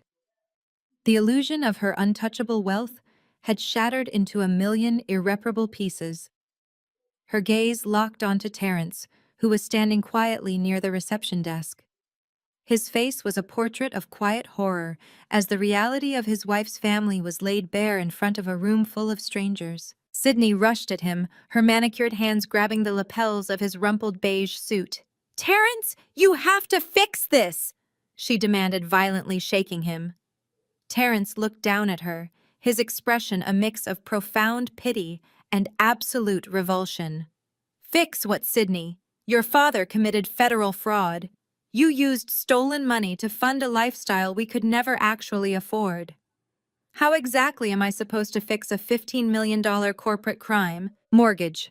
Your architectural firm?" Sydney screamed at him right in the middle of the Apex lobby, completely abandoning any remaining pretense of dignity. "Liquidate your retirement. Call your parents and tell them to sell their property in Vermont. You have to save my parents. You have to save our house." My employees, who had been holding their breath, stared in stunned silence at the spectacular implosion of the family's golden child. Terence gently but firmly pried Sydney's fingers off his jacket. He took a deliberate step back, putting a physical boundary between himself and the madness. "Absolutely not," he said, his voice remarkably steady despite the chaos. "That firm took me 10 years of relentless work to build. Those retirement accounts are explicitly designated for our children's future, for their college education and their security. I am not bankrupting our kids to pay off your father's fraudulent debts." Sydney's face flushed a deep mottled red. Her features contorted into a snarl so vicious it made her look entirely unrecognizable. "You coward," she hissed, her voice vibrating with venom. "I should have known you would abandon us when things got difficult. You are a weak, pathetic excuse for a husband. You are a useless provider. I always knew I married beneath me." Terence absorbed the verbal blows without flinching. The insult seemed to bounce right off him, solidifying a decision he had clearly been struggling with for years. He looked at Richard shivering in the corner, at Beverly, weeping over her dropped handbag, and finally at his wife, who was currently demanding he ruin his own life to save her illusion of grandeur. "I am going home to pack my things and get the kids," Terence said quietly. "My lawyer will contact you tomorrow." He turned his back on her and walked toward the elevator bank. Sydney screamed his name, a shrill, commanding shriek that expected immediate obedience, but Terence did not even break his stride. The elevator doors opened, he stepped inside, and the polished steel slid shut, severing him from her toxic orbit. I did not stick around to watch Richard and Beverly comfort their hysterical daughter. I gestured for my head of security to escort the trespassing family off my floor, then slipped into the private executive elevator. I hit the button for the subterranean parking garage. The air down there was cool and smelled faintly of motor oil and damp concrete. I stepped out into the dim fluorescent lighting and walked briskly down the row of parked luxury vehicles. I spotted Terence standing next to his modest sedan. He had his keys in his hand, but he was not moving. He was just staring blankly at the concrete wall, his shoulders rising and falling with heavy, jagged breaths. The realization that his entire marriage was built on a financial lie was crushing him. I approached quietly, my heels clicking softly against the pavement. He turned his head sharply, his eyes red and exhausted. "I did not come down here to gloat, Terence," I said, maintaining a respectful distance. He let out a hollow, humorless laugh. "You have every right to. I stood by while she dragged your name through the mud. I let her convince me you were the villain. I was so incredibly blind." "You were manipulated," I corrected him smoothly. "My family has spent decades perfecting the art of psychological warfare. You were just collateral damage in their desperate bid to maintain power." I reached into the pocket of my blazer and pulled out a sleek black USB drive. I stepped forward and held it out to him. Terence looked down at the device, hesitation written all over his face. "You're a good father, Terrence," I said, ensuring he heard the absolute sincerity in my tone. "Don't let them drag you down. Look at this before you sign anything." He slowly reached out and took the small drive, his fingers brushing against mine. His fingers closed over the cold metal of the drive. The sharp click of my heels faded into the cavernous concrete of the parking garage, leaving him entirely alone. Terrence stared at the small black device resting in his palm. It felt heavier than a brick. For years, he had operated under the assumption that his wife was simply difficult, a product of her spoiled upbringing, but fundamentally committed to their family. That illusion was currently hanging by a thread. He unlocked his modest sedan, slid into the driver's seat, and locked the doors. He did not start the engine. Instead, he reached into the back seat, grabbed his leather messenger bag, and pulled out his work laptop. The screen booted up, casting a pale, harsh light across his exhausted features. He stared at the USB port for a long, agonizing minute. Plugging it in meant crossing a threshold. It meant admitting that the woman he shared a bed with was a stranger. With a sharp intake of breath, he shoved the drive into the port. A single folder appeared on his desktop. It was titled simply Internal Audit. Terrence double-clicked the folder. A massive, heavily encrypted PDF document opened, bearing the official watermark of Apex Ventures' top forensic accounting firm. He began to scroll. The initial pages outlined exactly what Camilla had stated in the boardroom. The transfer of $15 million from the Blackwood Fund, the blatant violation of loan covenants, the funneling of corporate cash to purchase Sydney's sprawling Hamptons estate. It was all there in undeniable black and white. But Terrence was a pragmatic man. He knew Richard was corrupt. What he was not prepared for was the second section of the report. He scrolled down to a subfolder labeled with the names of his two young children. His heart rate spiked. His chest tightened painfully as he opened the attached bank statements. For the past decade, Terrence had practically killed himself building his architectural firm from the ground up. He had sacrificed weekends, missed family dinners, and pulled grueling 80-hour work weeks, drafting blueprints and securing permits. He endured the exhaustion with one singular goal: to ensure his children had an impenetrable financial safety net. He had set up bulletproof college savings accounts, pouring every spare cent of his own income into them. Sydney had always insisted on managing the household finances, claiming his schedule was too demanding. He had trusted her completely. He stared at the final line of the current statement. The numbers blurred together, refusing to make sense. He blinked hard, leaning closer to the glowing screen. The balances were zero. Both accounts were completely, utterly empty. Nearly $400,000 of his hard-earned money, his children's entire future, was simply gone. A cold, nauseating sweat broke out across the back of his neck.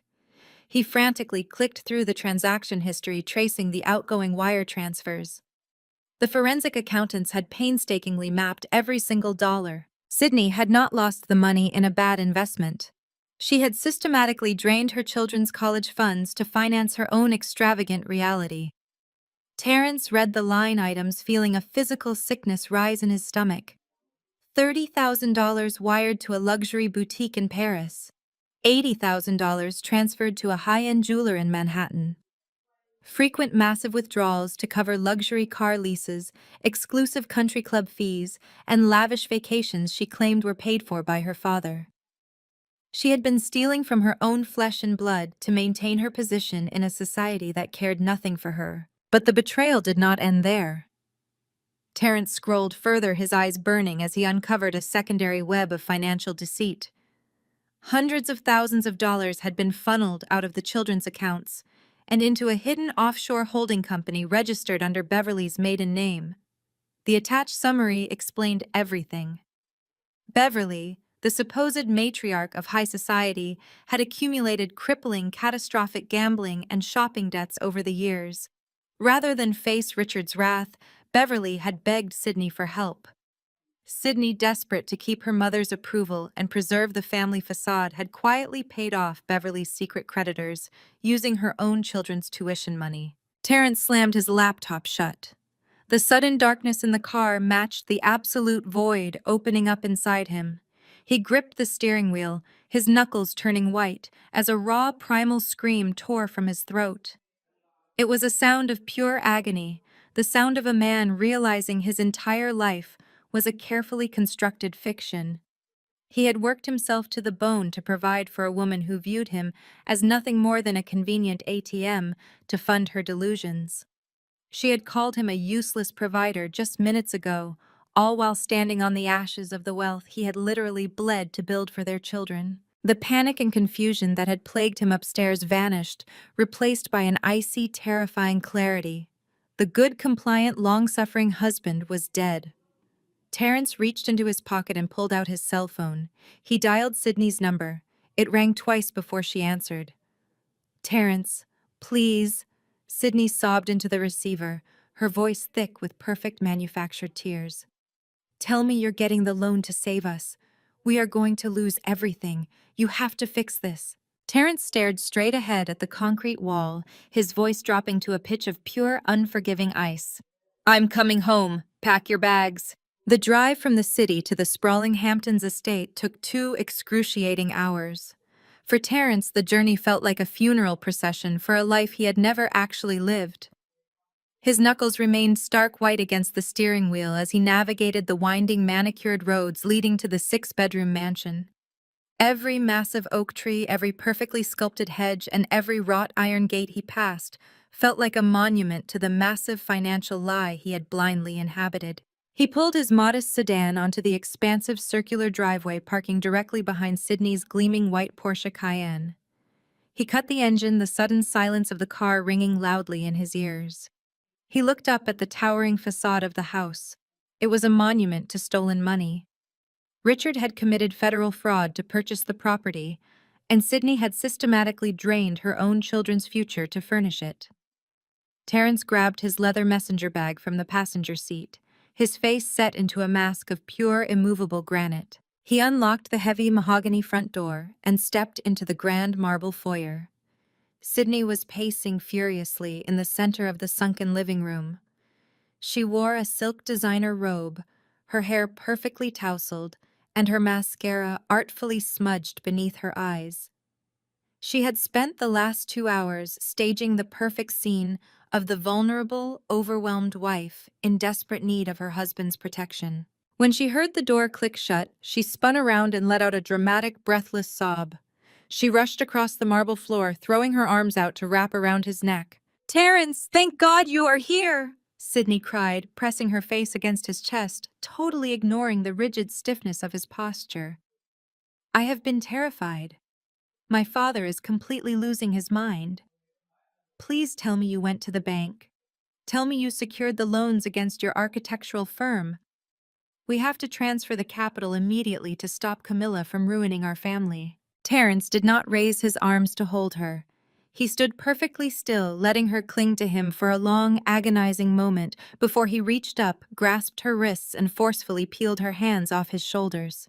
He took a deliberate step back, severing the physical contact. Sydney stumbled slightly, her perfectly choreographed expression of distress faltering into genuine confusion. "Terrence, what are you doing?" Terrence unzipped his leather messenger bag. He reached inside and pulled out a thick stack of freshly printed legal documents. He walked past her, his heavy footsteps echoing sharply in the cavernous room, and slammed the papers down onto the pristine Calicotta marble kitchen island. "These are divorce papers," Terrence stated, his voice a low, terrifyingly calm register that Sydney had never heard before. "My attorney drafted the preliminary separation agreement while I was driving. I want your house keys, the keys to the Porsche, and every single credit card in your wallet placed on this counter right now."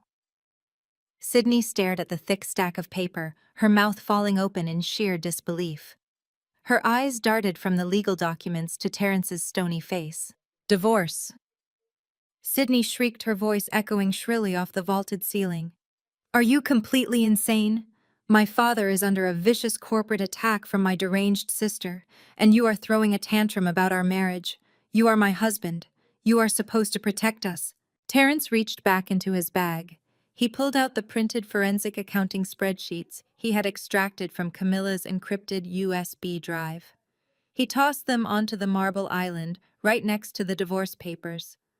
The highlighted rows of zeroed-out balances glared up under the expensive pendant lights. I saw the internal audit, Terrence said, his voice dropping to a deadly whisper. I saw the wire transfers, Sydney. I saw the offshore holding company registered in your mother's maiden name. I saw the $80,000 charges to Manhattan Jewelers and the $50,000 luxury resort bills. Sydney's face drained of all color. The blood rushed from her cheeks, leaving her looking hollow and terrified. She looked down at the accounting sheets, realizing instantly that the impenetrable wall of her financial secrecy had been completely annihilated. You drained our children's college funds. Terrence continued, stepping closer to the island, his anger radiating like heat from a furnace. You took $400,000 of the money I bled to earn for our kids, and you used it to pay off your mother's secret gambling debts and buy yourself designer clothes. You stole from your own flesh and blood to fund a lie. Sydney panicked. Her carefully constructed victim persona vanished instantly, replaced by vicious, frantic manipulation. She slammed her hands flat against the marble counter, glaring across at him. I did it for our image. Sydney screamed, her voice cracking with desperate entitlement. You have no idea the pressure I am under. You know how my parents judge us? They expected a certain standard, Terrence. They expect us to live like Blackwoods.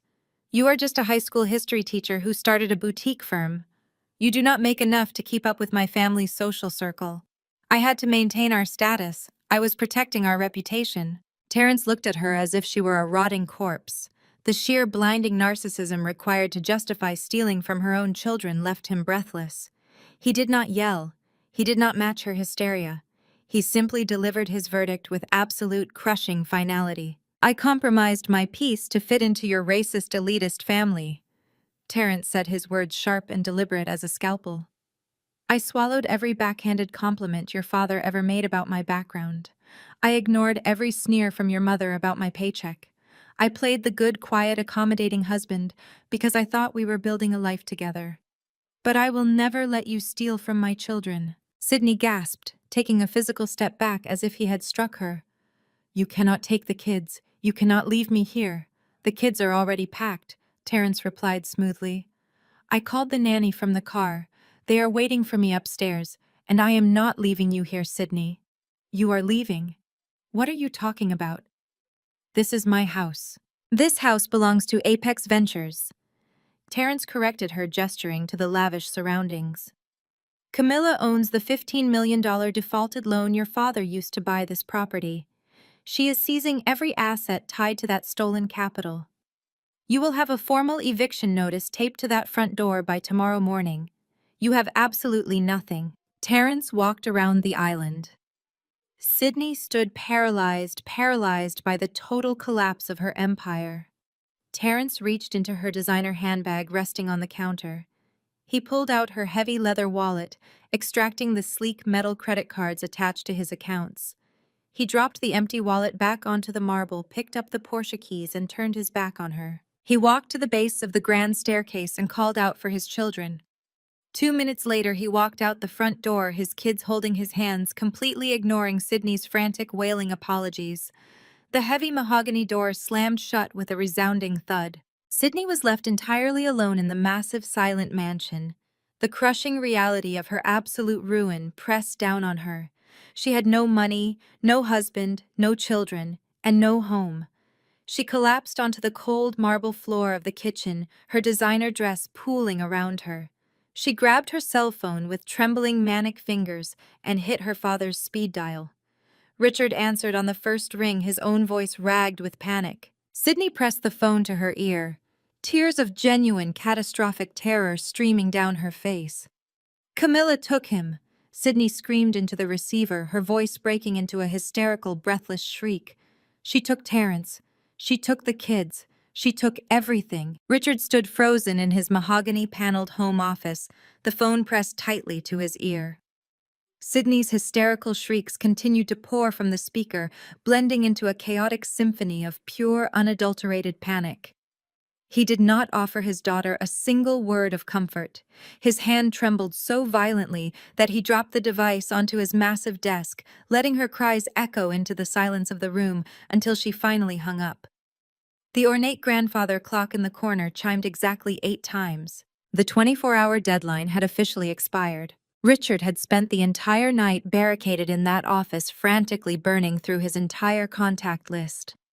He had called every golfing buddy, every corporate ally, every rival hedge fund manager, and every private equity parasite he had ever entertained at his country club. He had begged, pleaded, and offered catastrophic interest rates for a fast $15 million bridge loan. The responses had been a devastating mix of dialed-out voicemails, awkward coughs, followed by dial tones and flat, unapologetic rejections. The financial world operated on a ruthless grapevine. Word had already spread that the Blackwood Fund was executing a hostile takeover of his logistics empire. Nobody was going to catch a falling knife, especially not one aimed directly at their own wallets. He had failed. The titan of industry was utterly bankrupt. A heavy, rhythmic pounding on the front door shattered the morning stillness of the estate. It was not a polite knock. It was the sharp, authoritative strike of law enforcement. Richard rushed out of his office and stood at the top of the grand, sweeping staircase. The heavy oak double doors were pulled open by his bewildered housekeeper.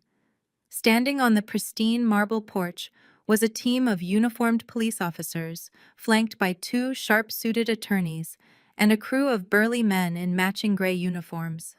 Behind them, idling loudly on the manicured circular driveway, were 3 massive moving trucks. "Are you Richard Sterling?" the lead attorney asked, stepping into the foyer without waiting for an invitation. He held up a thick sheaf of legal documents, bearing a fresh, heavy court seal. "I represent the Blackwood Fund. We are executing the immediate seizure of this property and all non-exempt physical assets within it to satisfy the defaulted corporate loan. This estate is now legally owned by Apex Ventures. You have precisely 1 hour to gather your personal clothing and vacate the premises." Richard's knees buckled slightly. He gripped the polished oak banister to keep from collapsing. The attorneys did not wait for his response. They gestured to the moving crew, who immediately flooded into the house carrying clipboards, heavy-duty boxes, and thick rolls of bubble wrap. The invasion was swift, surgical, and entirely merciless. Men began pulling original oil paintings off the walls, carefully cataloging the silver from the dining room and unplugging the high-end electronics. Beverly emerged from the master suite, her face slathered in an expensive morning cream and her body wrapped in a plush silk robe. She stopped dead in her tracks at the top of the stairs, her eyes wide with absolute horror, as 2 movers hoisted a massive antique vase from its pedestal in the hallway. "What on earth is going on here?" Beverly shrieked, her voice echoing shrilly off the vaulted ceilings. "Put that down immediately." She charged down the staircase, practically tripping over her designer slippers. She threw herself in front of a pair of movers who were currently lifting a heavily gilded Louis XV console table right out of her formal sitting room. She slammed her hands down on the polished wood, glaring at the men as if they were vermin. "I said put it down," Beverly commanded, her chest heaving with arrogant fury. "This is a private residence. Do you have any idea who I am?" The larger of the 2 movers paused, adjusting his grip on the heavy antique. He looked her up and down with an expression of absolute glorious indifference. "Yes, ma'am," the mover replied, his voice completely deadpan. "A tenant in default. Step aside, please." Beverly gasped, her hand flying to her chest as if she had been physically struck. She looked wildly at Richard, who was still clinging to the banister, completely defeated. The reality of her situation finally breached the thick walls of her delusion. She was losing her sanctuary. She was losing the very items she used to prove her superiority over the rest of the world. 45 minutes later, Richard and Beverly found themselves standing on the cold concrete of the street outside their own front gates. They were flanked by a pitiful collection of designer suitcases containing nothing but clothes and basic toiletries. The massive wrought iron gates were chained shut from the inside. A large, bright yellow foreclosure notice was aggressively taped right over the family crest on the mailbox. A battered yellow taxi pulled up to the curb a moment later. The rear door swung open and Sydney dragged herself out. She was a total mess. Her hair was tangled, her makeup was smeared down her cheeks, and she was hauling a single duffel bag. She had been kicked out of her Hamptons mansion the exact same way. She took one look at her parents standing helplessly on the sidewalk and burst into a fresh wave of hysterical tears. "They took the house," Sydney wailed, dropping her bag onto the concrete. "Terrence took the kids. He left me with absolutely nothing. We are homeless." "What are we going to do?" Richard did not answer. He was staring down at his cell phone. A bright banner notification had just illuminated his screen. It was an automated email from the City Business Journal, a newsletter he subscribed to for networking purposes. The headline practically burned itself into his retinas. Apex Ventures CEO Camilla Sterling to host annual VIP charity gala tonight at the Grand Atrium.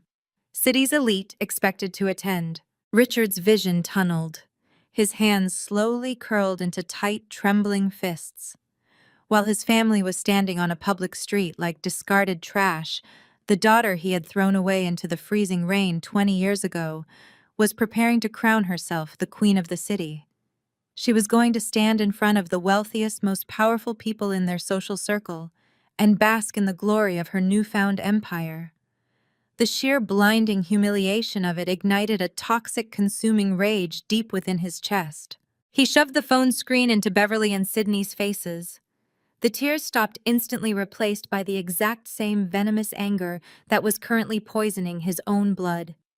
"She planned this perfectly," Richard snarled, his voice dropping into a dangerous, gravelly register.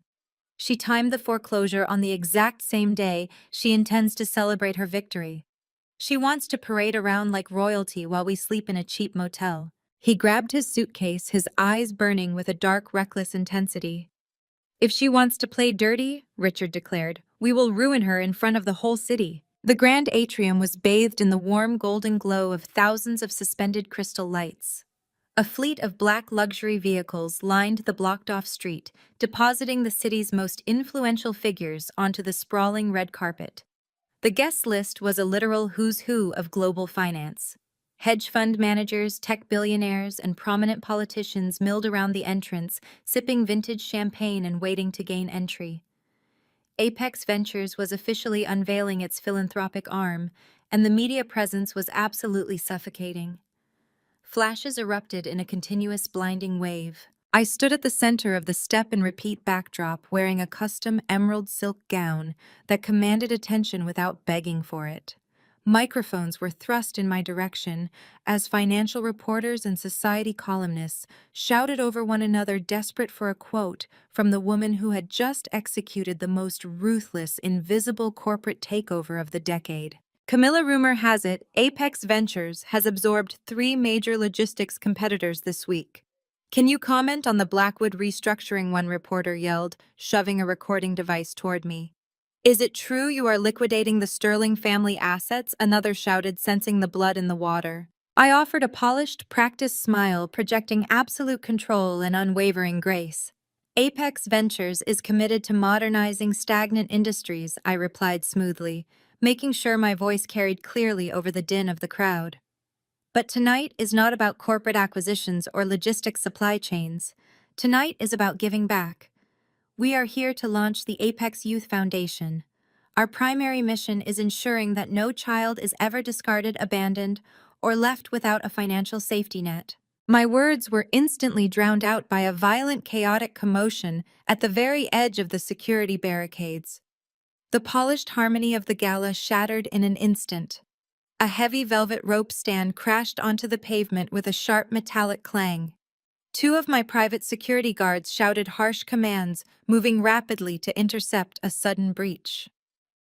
But the throng of paparazzi naturally parted, their predatory instincts instantly drawn to the raw, unscripted drama spilling onto the red carpet. Richard, Beverly, and Sydney barged through the opening, completely obliterating the strict black-tie dress code of the evening. They looked like wealthy refugees fleeing a sudden catastrophic disaster. Beverly was still clutching the edges of her silk morning robe, her expensive face cream now dried into a flaky, pale crust across her cheeks. She was wearing designer slippers that were scuffed and stained from the city sidewalks. Richard was sweating profusely. His tie was loosened, his collar was unbuttoned, and his bespoke suit jacket was heavily wrinkled from a long day spent begging for financial lifelines that never materialized. Sydney trailed closely behind them, hauling a battered canvas duffel bag. Her mascara tracked dark, jagged lines down her cheeks, and her hair was a tangled, frantic mess. The absolute contrast between their disheveled, frantic desperation and the immaculate high society crowd surrounding them was staggering. The entire red carpet fell into a stunned, breathless hush. Before my security team could physically restrain them, Sydney lunged toward the wall of flashing cameras. She dropped her duffel bag onto the red carpet and threw her arms wide, her face twisting into a mask of pure theatrical agony. She pointed a trembling manicured finger directly at my chest. "She is a monster!" Sydney yelled to the paparazzi, her shrill, piercing voice echoing off the glass walls of the atrium. The press corps froze for a fraction of a second before a complete frenzy of camera shutters erupted, immortalizing her breakdown. The blinding white flashes strobed across Sydney's tear-stained face as she leaned into the absolute chaos. "Look at her," Sydney screamed, gesturing wildly in my direction, while reporters aggressively shoved their microphones toward her, the great philanthropist. "She evicted her own mother from our family home this morning. She destroyed my marriage out of pure jealousy. She drove my husband away and stole my children." It was a pathetic, transparent display. Sydney was entirely incapable of taking responsibility for the fact that she had embezzled her own children's college funds to pay off Beverly's secret debts. Instead, she was spinning a narrative where I was the wicked witch, hoping the court of public opinion would somehow overrule a federal fraud investigation. The reporters practically trampled each other to get closer. Questions exploded from the crowd, a chaotic barrage of journalistic hunger. "Are you saying Camilla Sterling orchestrated a hostile takeover of her own family? Did she force your husband to leave you?" Beverly leaned into the spectacle, sensing the cameras locking onto her. She buried her face in her hands and let out a loud, tragic wail, playing the part of the devastated, discarded matriarch to absolute perfection. "We have nothing!" Beverly cried out to the flashing bulbs, her shoulders shaking with manufactured grief. "My own daughter threw me onto the street like trash. We do not even have a place to sleep tonight." I did not flinch. I did not break my posture.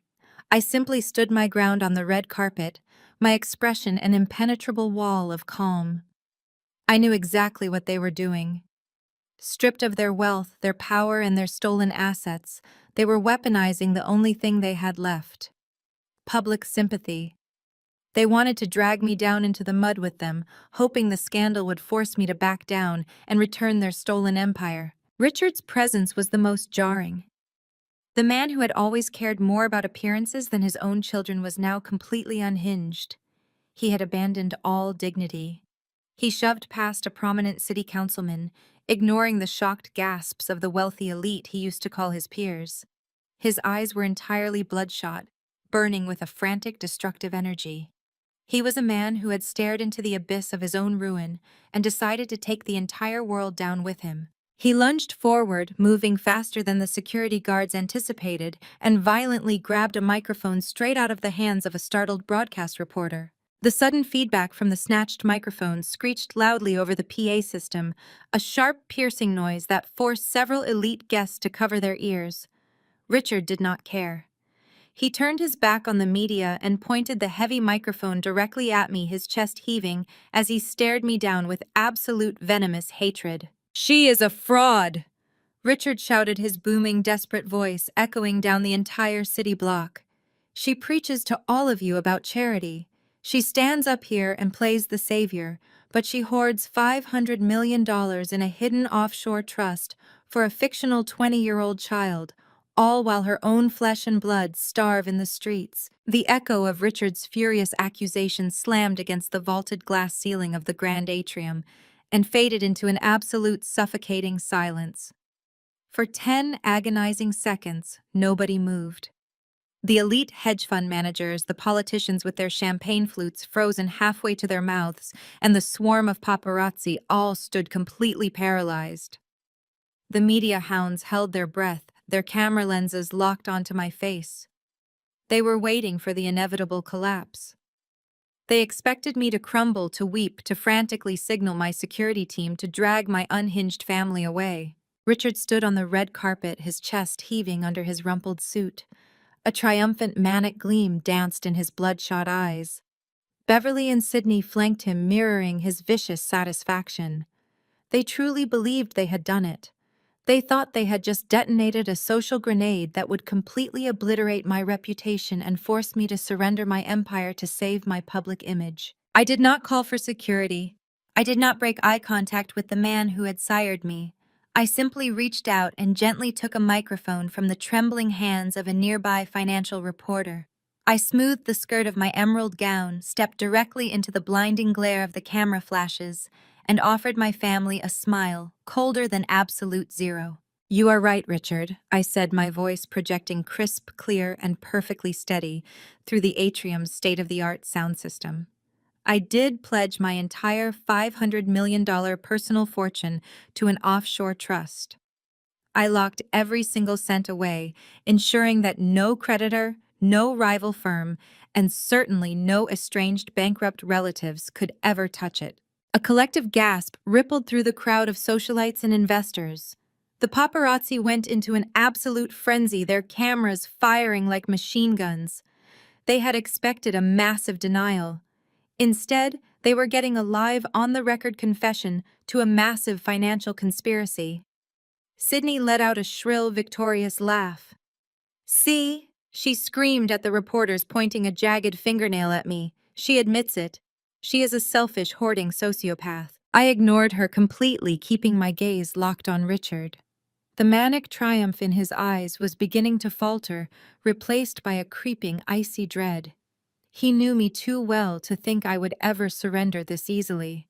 He realized a fraction of a second too late that he had not trapped me.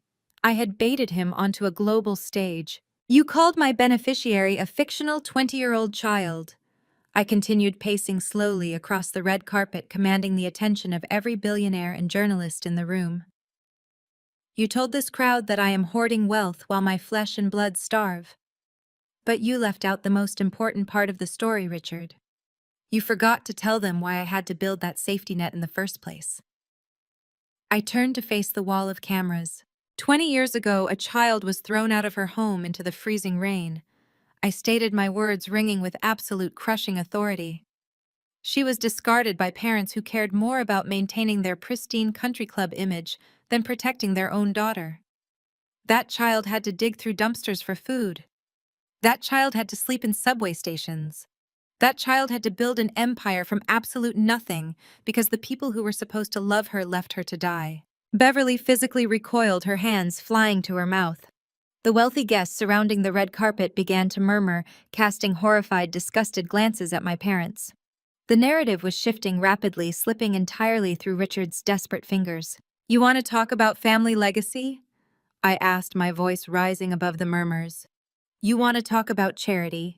You invaded my event tonight, hoping to expose a scandal, but all you have done is provided the perfect introduction for my life's work." I raised my free hand and snapped my fingers sharply, signaling my audio-visual team waiting in the control booth above. "It is time everyone meets my child," I announced. The atrium plunged into sudden dramatic darkness. The only illumination came from the frantic flashing of the paparazzi cameras. Then a massive, thunderous bass note vibrated through the floorboards, and the towering digital screens behind the main stage flared to life with blinding brilliance. Every head in the room snapped toward the screens. Richard, Beverly, and Sydney spun around, their faces bathed in the harsh white light of the massive monitors. The screen did not display a birth certificate. It did not show a hidden biological heir. Instead, bold, towering gold letters materialized across the digital display, accompanied by a sleek, modern crest. "The Genesis Child. A medical and educational foundation for abandoned and abused youth endowment. $500 million. The crowd erupted. The gasp that tore through the atrium was deafening. The realization struck the press corps like a lightning bolt. The fictional 20-year-old child was not a human being. It was a corporate entity. It was an impenetrable, legally bulletproof philanthropic foundation. I had taken $500 million of my personal wealth and locked it inside an irrevocable charity trust. It was an absolute financial fortress. Below the massive logo, the screen rapidly scrolled through the Foundation's core initiatives: free legal advocacy for emancipated minors, full-ride university scholarships for foster children, state-of-the-art pediatric medical care for victims of domestic neglect. I had meticulously designed the Genesis child to be everything my parents were not. It was a $500 million shield for the vulnerable. By dedicating my fortune to a foundation representing the abused youth I once was, I had ensured that my money would forever remain entirely out of reach of my greedy parasitic family. Richard's jaw worked silently. He looked at the glowing numbers on the screen. $500 million. That was the exact capital he needed to save his logistics empire. It was right there, staring him in the face, yet it was locked behind a charitable wall. If he tried to sue for it now, he would literally be suing a charity dedicated to saving homeless children. He would be the most despised man on the planet. The flashing cameras swung violently away from me and locked onto Richard, Beverly, and Sydney. The press corps pounced with absolute ruthlessness. Mr. Sterling, a reporter, shouted aggressively, shoving a microphone into Richard's pale, sweat-drenched face. "Are you seriously publicly attacking your daughter for donating $500 million to abused children?" Mrs. Sterling, another journalist, yelled, practically cornering Beverly against the velvet ropes. "Did you actually throw your teenage daughter out into the streets? Is that why you are bankrupt today?" Sydney clamped her hands over her ears, backing away from the aggressive wall of reporters. She tripped over her own duffel bag, stumbling awkwardly onto the red carpet. Richard stood completely paralyzed. The stolen microphone slipped from his trembling fingers and clattered onto the floor. He stared up at the glowing golden letters on the massive screens, the sheer magnitude of his defeat, finally crushing the last of his spirit. He had tried to ruin me by exposing my deepest financial secret, and in doing so, he had just broadcast my ultimate triumph to the entire world. The silence inside the grand atrium was absolute, heavy, and completely suffocating. For a span of 10 agonizing heartbeats, not a single camera shutter clicked. The elite hedge fund managers, the politicians, with their champagne flutes frozen halfway to their mouths, and the ruthless media corps were entirely captivated by the massive digital displays towering above the red carpet. $500 million. An irrevocable charitable trust. A financial fortress built specifically to protect the vulnerable. I bent down in a single fluid motion and retrieved the microphone Richard had dropped onto the red carpet. The sharp squeal of feedback echoed briefly before I silenced it with a practiced, steady grip. I turned my back on my trembling, sweat-drenched father and faced the wall of cameras. "You are absolutely correct, Richard," I said, my voice projecting across the cavernous room with lethal, surgical calm. "I did pledge my entire $500 million empire to my child, but this is not a hidden biological heir. This is a promise. It is time everyone in this room understands exactly why this foundation exists." The paparazzi broke from their collective trance. The blinding strobe of camera flashes resumed with manic, hungry intensity. I walked slowly along the edge of the velvet barricades, locking eyes with the most powerful figures in the city. 20 years ago, a 15-year-old girl woke up in excruciating agony. I began letting the raw, unfiltered truth bleed into the microphone. Her abdomen was painfully swollen. She was terrified, confused, and desperate for the safety and protection of her mother and father. Instead of seeking emergency medical care, her parents looked at her expanding stomach and saw only a catastrophic threat to their pristine country club reputation. They assumed she was pregnant. They assumed she was a scandalous, highly inconvenient liability. I paused, letting my gaze drift slowly over to Beverly. My mother was visibly shrinking into herself, pulling her cheap silk robe tighter around her shaking shoulders as the heavy camera lenses pivoted to capture her horrified expression. They did not ask questions. I continued, my voice ringing with righteous, unshakable authority. They did not take her to a doctor. To protect their fragile social standing, they threw their 15-year-old daughter out into the freezing winter rain. They locked the heavy mahogany doors of their estate and left her to die on the streets. A collective gasp ripped through the crowd. Several prominent socialites women who had routinely dined with Beverly just weeks prior covered their mouths in genuine visceral shock. "That young girl wandered the city streets for 3 days," I said, holding the audience completely captive. "She collapsed on the pavement, burning with a lethal fever. A stranger found her and carried her to a severely underfunded free clinic on the east side of the city. The doctors there did not ask for a platinum insurance card or a trust fund routing number. They rushed her straight into emergency surgery. They discovered that she was not pregnant. She had a massive aggressive abdominal tumor that was hours away from rupturing and killing her." I stopped pacing and stood perfectly still under the golden glow of the monitors. I looked directly into the center camera lens. "That free clinic saved her life." I stated, my words striking like a heavy hammer against an anvil. "They saved my life. Because that 15-year-old girl was me." The atrium exploded. Reporters shouted over one another, frantically thrusting digital recorders toward the barricades. The wealthy guests stared at Richard and Beverly with undisguised, absolute disgust. The narrative was utterly complete. The elite love a juicy financial scandal, but they absolutely despise a monster. The Genesis child is the foundation I created to ensure this history never repeats itself, I declared, raising my voice to cut through the mounting chaos. This endowment will immediately fund a network of mobile medical units, emergency shelters, and elite legal advocacy teams for emancipated minors. I built this $500 million shield to ensure no teenager ever dies on the streets because of narcissistic, abusive parents. Beverly broke. The crushing weight of her absolute social annihilation was simply too much to bear. She realized in a blinding flash of clarity that she would never show her face in this city again. She would be a permanent pariah, a living cautionary tale of maternal cruelty. She let out a strangled, pathetic sob and turned violently away from the cameras. She shoved past Sydney, slipping frantically on her scuffed designer slippers, and bolted toward the glass exit doors. The paparazzi smelled blood. A pack of aggressive photographers abandoned the main stage and chased after her, their cameras firing relentlessly as she fled into the cold night air, weeping loudly and desperately, covering her face with her hands. Sydney, realizing her mother had abandoned her to the wolves, grabbed her canvas duffel bag and sprinted after Beverly, screaming for the reporters to leave them alone. Richard did not run. He could not run. He stood frozen on the red carpet, a hollow, defeated shell of a man.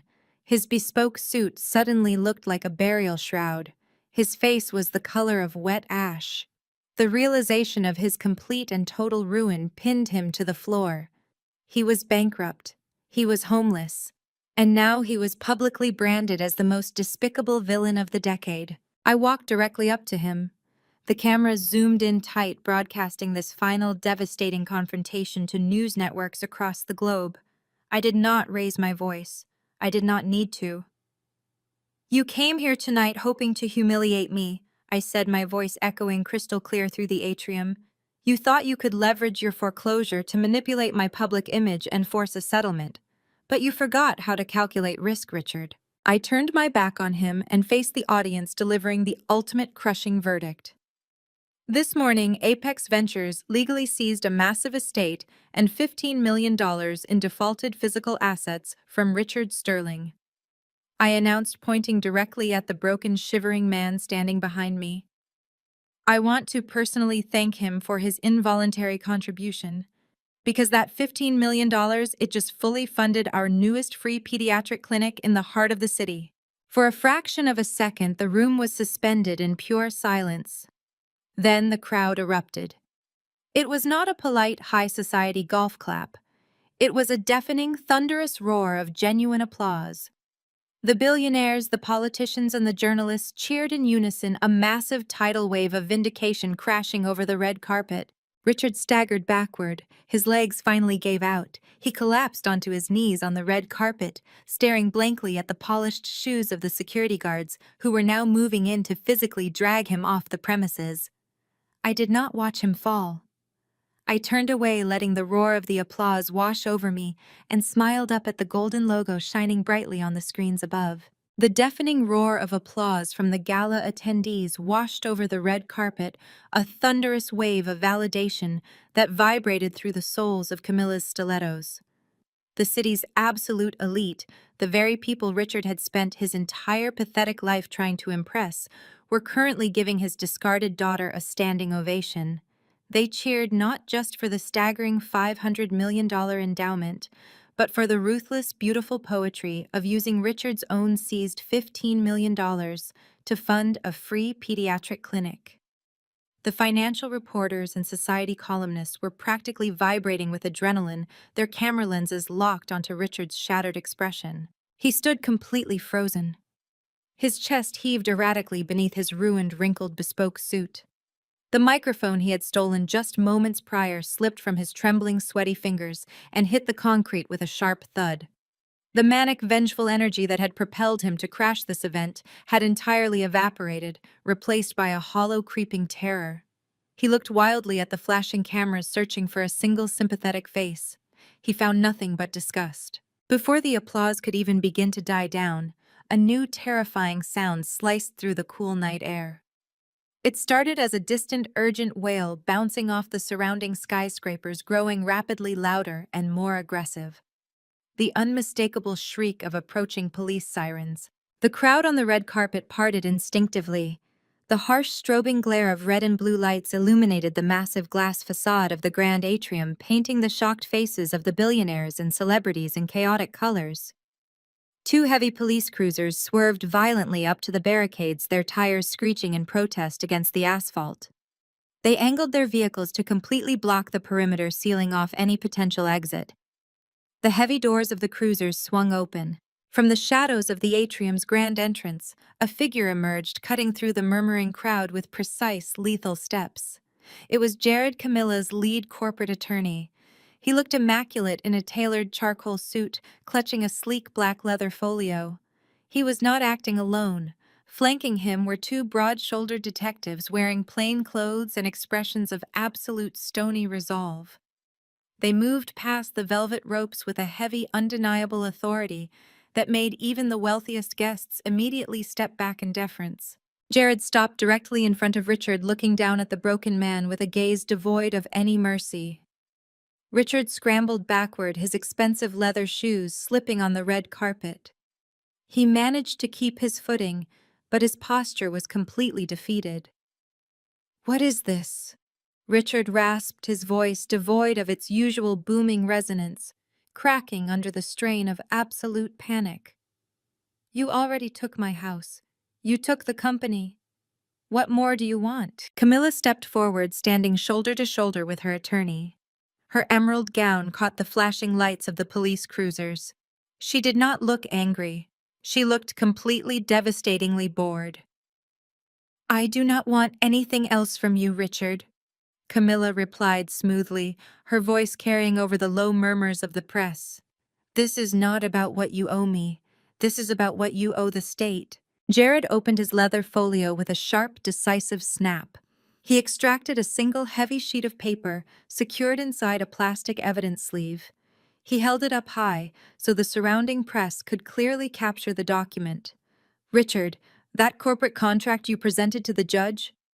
Jared asked, his voice ringing out with terrifying theatrical clarity. Richard's bloodshot eyes widened. The last remaining color drained from his face, leaving him a sickly, translucent white. He opened his mouth to speak, but his vocal cords completely paralyzed. "My forensic team proved you forged the signature," Jared continued, taking a deliberate step forward, closing the invisible noose around Richard's neck. "You thought you could bypass the audit. You thought you could quietly bleed the Blackwood Fund dry to save your own failing logistics empire. But you left a trail." Sydney let out a high-pitched gasp, stepping away from her father, as if he were suddenly radioactive. Her hands flew to her mouth, her eyes darting between the police cruisers and the legal documents. In this state, Jared stated his words, falling like heavy iron anvils onto the red carpet. "Forging a document to seize corporate assets over $10 million is felony forgery." Off to the side near the edge of the barricades, Beverly realized exactly what was happening. The morning eviction had just been the prelude. This was the final brutal execution. Pure, unadulterated panic seized her entirely. She hiked up the edges of her stained silk morning robe and tried to bolt down the sidewalk, abandoning her husband and daughter without a single second of hesitation. She did not make it 3 steps. 2 uniformed officers who had stepped out of the cruisers easily intercepted her. They grabbed her firmly by the elbows. Beverly thrashed wildly, her scuffed designer slippers sliding awkwardly on the pavement. "Take your hands off me!" Beverly shrieked, her voice cracking with hysterical, desperate entitlement. "I am Beverly Sterling. I am a victim here. My daughter is doing this to me. Is..." The officers ignored her pathetic protests.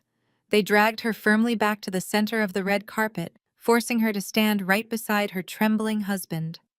The paparazzi descended like starving wolves, their cameras firing relentlessly to capture the raw, unfiltered humiliation of the city's former elite, being corralled like common criminals. The lead detective stepped forward, his eyes sweeping over the ruined couple. The entire street was dead silent save for the mechanical whir and click of 100 camera shutters documenting the ultimate societal downfall. The detective reached to the back of his belt. Richard and Beverly, the detective, announced, his deep voice carrying absolute immovable authority.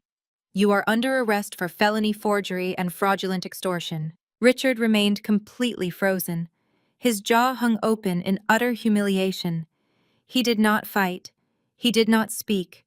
The titan of industry had finally been slaughtered on live television. The detective stepped directly behind Beverly, grabbing her thrashing wrists with practiced, forceful efficiency. She kicked out, weeping uncontrollably, as the reality of a concrete prison cell rapidly materialized before her eyes. Beverly shrieked as cold steel clicked around her wrists. The heavy, reinforced doors of the police cruisers slammed shut with a definitive metallic thud. The sound echoed across the barricaded street, cutting off Beverly's hysterical shrieks and officially signaling the absolute end of the Sterling dynasty. Richard followed his wife into custody seconds later. He offered zero resistance. The detectives folded his tall frame into the back of the second cruiser with practiced, unapologetic ease. The man who had spent 3 decades terrorizing boardrooms and ruthlessly manipulating financial markets now looked like a hollowed-out mannequin. The flashing red and blue lights painted his pale, vacant face as the police vehicles pulled violently away from the curb, their sirens piercing the crisp, cold night air. The silence on the red carpet lasted only a fraction of a heartbeat before the media exploded once again. The journalists pivoted flawlessly, their heavy camera lenses tracking the departing squad cars before whipping back around to scan the wreckage left behind. The elite gala attendees, the prominent politicians, and the aggressive hedge fund managers began whispering furiously among themselves. Global fortunes would shift drastically by tomorrow morning. High society alliances were already being rapidly recalculated right there on the pavement. Then the collective predatory gaze of the press corps and the socialites locked onto the final remaining target. Sydney stood completely alone. The absolute desolation of her posture was jarring. She was the undisputed golden child. She was the pristine, favored heir who had never been denied a single luxury, a single extravagant vacation, or a single shred of parental affection. Now she was shivering in a heavily wrinkled, stained designer dress stranded on a red carpet that fiercely rejected her presence. Her heavy, battered canvas duffel bag sat slumped on the concrete at her feet. It was the only tangible thing she had left in the world. The blinding rapid-fire strobes of the paparazzi cameras illuminated the dark, jagged tracks of ruined mascara running down her pale cheeks. Sydney took a trembling, unsteady step forward. The reporters instantly surged against the velvet ropes, aggressively shoving their microphones toward her, barking hostile questions about her knowledge of her father's fraudulent extortion schemes. She ignored the barrage completely. Her bloodshot, terrified eyes were locked entirely on me. She breached the invisible boundary between the chaotic, unforgiving street and the pristine, polished entrance of the grand atrium. My private security team instantly stepped forward, moving with lethal synchronization to form a solid wall of muscle to intercept her. Stand down. I issued the command softly, but my security detail parted immediately, stepping backward into the shadows without a single sound. I wanted to hear exactly what the golden child had to say. Sydney stumbled forward until she was just 3 feet away. The physical contrast between us was staggering. I stood enveloped in custom emerald silk, radiating immaculate control flanked by immense wealth power and the unwavering respect of the city's most dangerous players. She stood shivering, stripped of her stolen inheritance, reeking of sheer desperation and cheap airport coffee. "Camilla, please." Sydney's voice broke. It was a pathetic, rasping sound that barely carried over the clicking cameras. She fell to her knees, right there on the red carpet, completely abandoning her pride, ignoring the frantic flashes documenting her ultimate degradation. She reached out her manicured, trembling fingers, hovering just inches from the hem of my gown, absolutely terrified to actually touch the fabric. "I have nothing. Terrence took the kids. I don't even have a place to sleep tonight." She choked on a massive, heavy sob, her chest heaving as she stared up at me. The arrogant, untouchable sister who had spent 3 decades aggressively mocking my existence was entirely gone. She looked up at me with wide, desperate, pleading eyes. She was waiting for the familiar safety net. She was waiting for the unconditional, immediate bailout that the Sterling family had always provided for their favorite daughter. She genuinely believed that deep down family loyalty would force me to reach down, help her up, and invite her into the safety and warmth of the billionaire gala. I stared down at her kneeling figure. I felt absolutely nothing. No triumph, no lingering anger, no pity. I felt only a cold, clinical observation of cause and effect. "You have a very selective memory, Sydney." My voice was devoid of any emotion. It was a flat, unyielding statement of absolute fact that effortlessly cut through the noise of the surrounding press corps. Sydney blinked rapidly, highly confused by the total lack of sympathy in my tone. "Let me refresh your recollection." I stepped half a pace closer, forcing her to look directly into my eyes. The media leaned in collectively, capturing every single syllable of our exchange for the morning broadcasts. "I was 15, freezing and bleeding when I asked you for help, Sydney." Sydney physically recoiled, the remaining color completely draining from her tear-stained face as our brutal shared history was violently dragged into the unforgiving light. "You told me not to ruin your sweet 16. I did not wait for her to formulate an excuse. I delivered the final words exactly as she had spoken them to me 2 decades ago, perfectly mirroring the cruel, highly dismissive tone she had weaponized against a dying teenager. Go find a free clinic. They might have a cot for you." A harsh collective gasp rippled through the gathered crowd. The veteran reporters lowered their microphones, slightly genuinely stunned by the sheer breathtaking cruelty of the revelation. The high society guests stared down at Sydney with naked, unabashed revulsion. I stood tall, feeling the crushing weight of the past, finally permanently severed from my shoulders. The desperate 15-year-old girl, who had shivered in the dark, was gone forever. I did not wait to watch my sister break. I simply turned my back on her weeping, crumpled form. The heavy automated glass doors of the grand atrium glided open silently. The warm, brilliant golden light of the gala spilled out onto the pavement, completely banishing the darkness. I walked inside, moving with absolute purpose. The doors slid shut behind me with a quiet final seal, locking the past exactly where it belonged. Out in the cold. 3 weeks evaporated in a relentless, unyielding media firestorm. The global financial networks and society tabloids absolutely gorged themselves on the total destruction of the Sterling dynasty. Richard and Beverly were immediately stripped of their passports, their remaining frozen bank accounts, and whatever microscopic shreds of dignity they had left. They were currently sitting in separate, heavily monitored federal holding cells, awaiting a highly publicized trial. Jared and his legal team had handed the district attorney a mountain of forensic evidence, so perfectly organized, it practically guaranteed a conviction. Richard was looking at a minimum of 15 years in a federal penitentiary for the multi-million-dollar forgery and corporate fraud. Beverly, having actively participated in the fraudulent extortion attempt on live television, was facing a decade behind bars herself. Their country club friends completely abandoned them. The elite socialites who once kissed Beverly's cheek now gave exclusive television interviews expressing their profound disgust at how the Sterlings had treated their youngest daughter. They were completely, utterly ruined, permanently erased from the high society circles they had worshipped.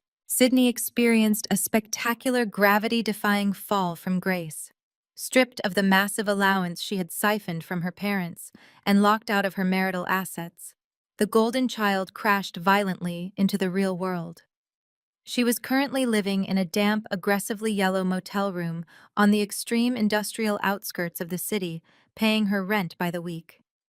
The woman who used to throw brutal, screaming tantrums over improper thread counts was now working 35 hours a week at a discount retail store just to keep the electricity turned on. Paparazzi occasionally stalked the strip mall, where she folded cheap polyester sweaters, publishing humiliating high-definition photos of the former heiress, clocking in for her minimum wage shifts. Sydney spent her short lunch breaks aggressively refreshing her phone, waiting for a miraculous legal loophole or a secret benefactor to save her. Neither was coming. Her safety net had been completely incinerated. Far above the smog and the scandals, the penthouse office of Apex Ventures remained an impenetrable fortress of calm. I stood at my massive mahogany desk, the morning sunlight pouring through the floor-to-ceiling windows, illuminating the sprawling architectural blueprints spread out before me. The $15 million seized from Richard's offshore accounts had been completely liquidated and aggressively channeled into the Genesis Child Foundation. I traced a manicured finger over the schematics for the new pediatric wing. It featured state-of-the-art diagnostic imaging centers, an expansive physical trauma unit, and a beautifully designed therapeutic garden for recovering teenagers. It was a masterpiece of modern medicine entirely free for the city's most vulnerable youth. I felt a profound settling peace as I signed the final approval documents.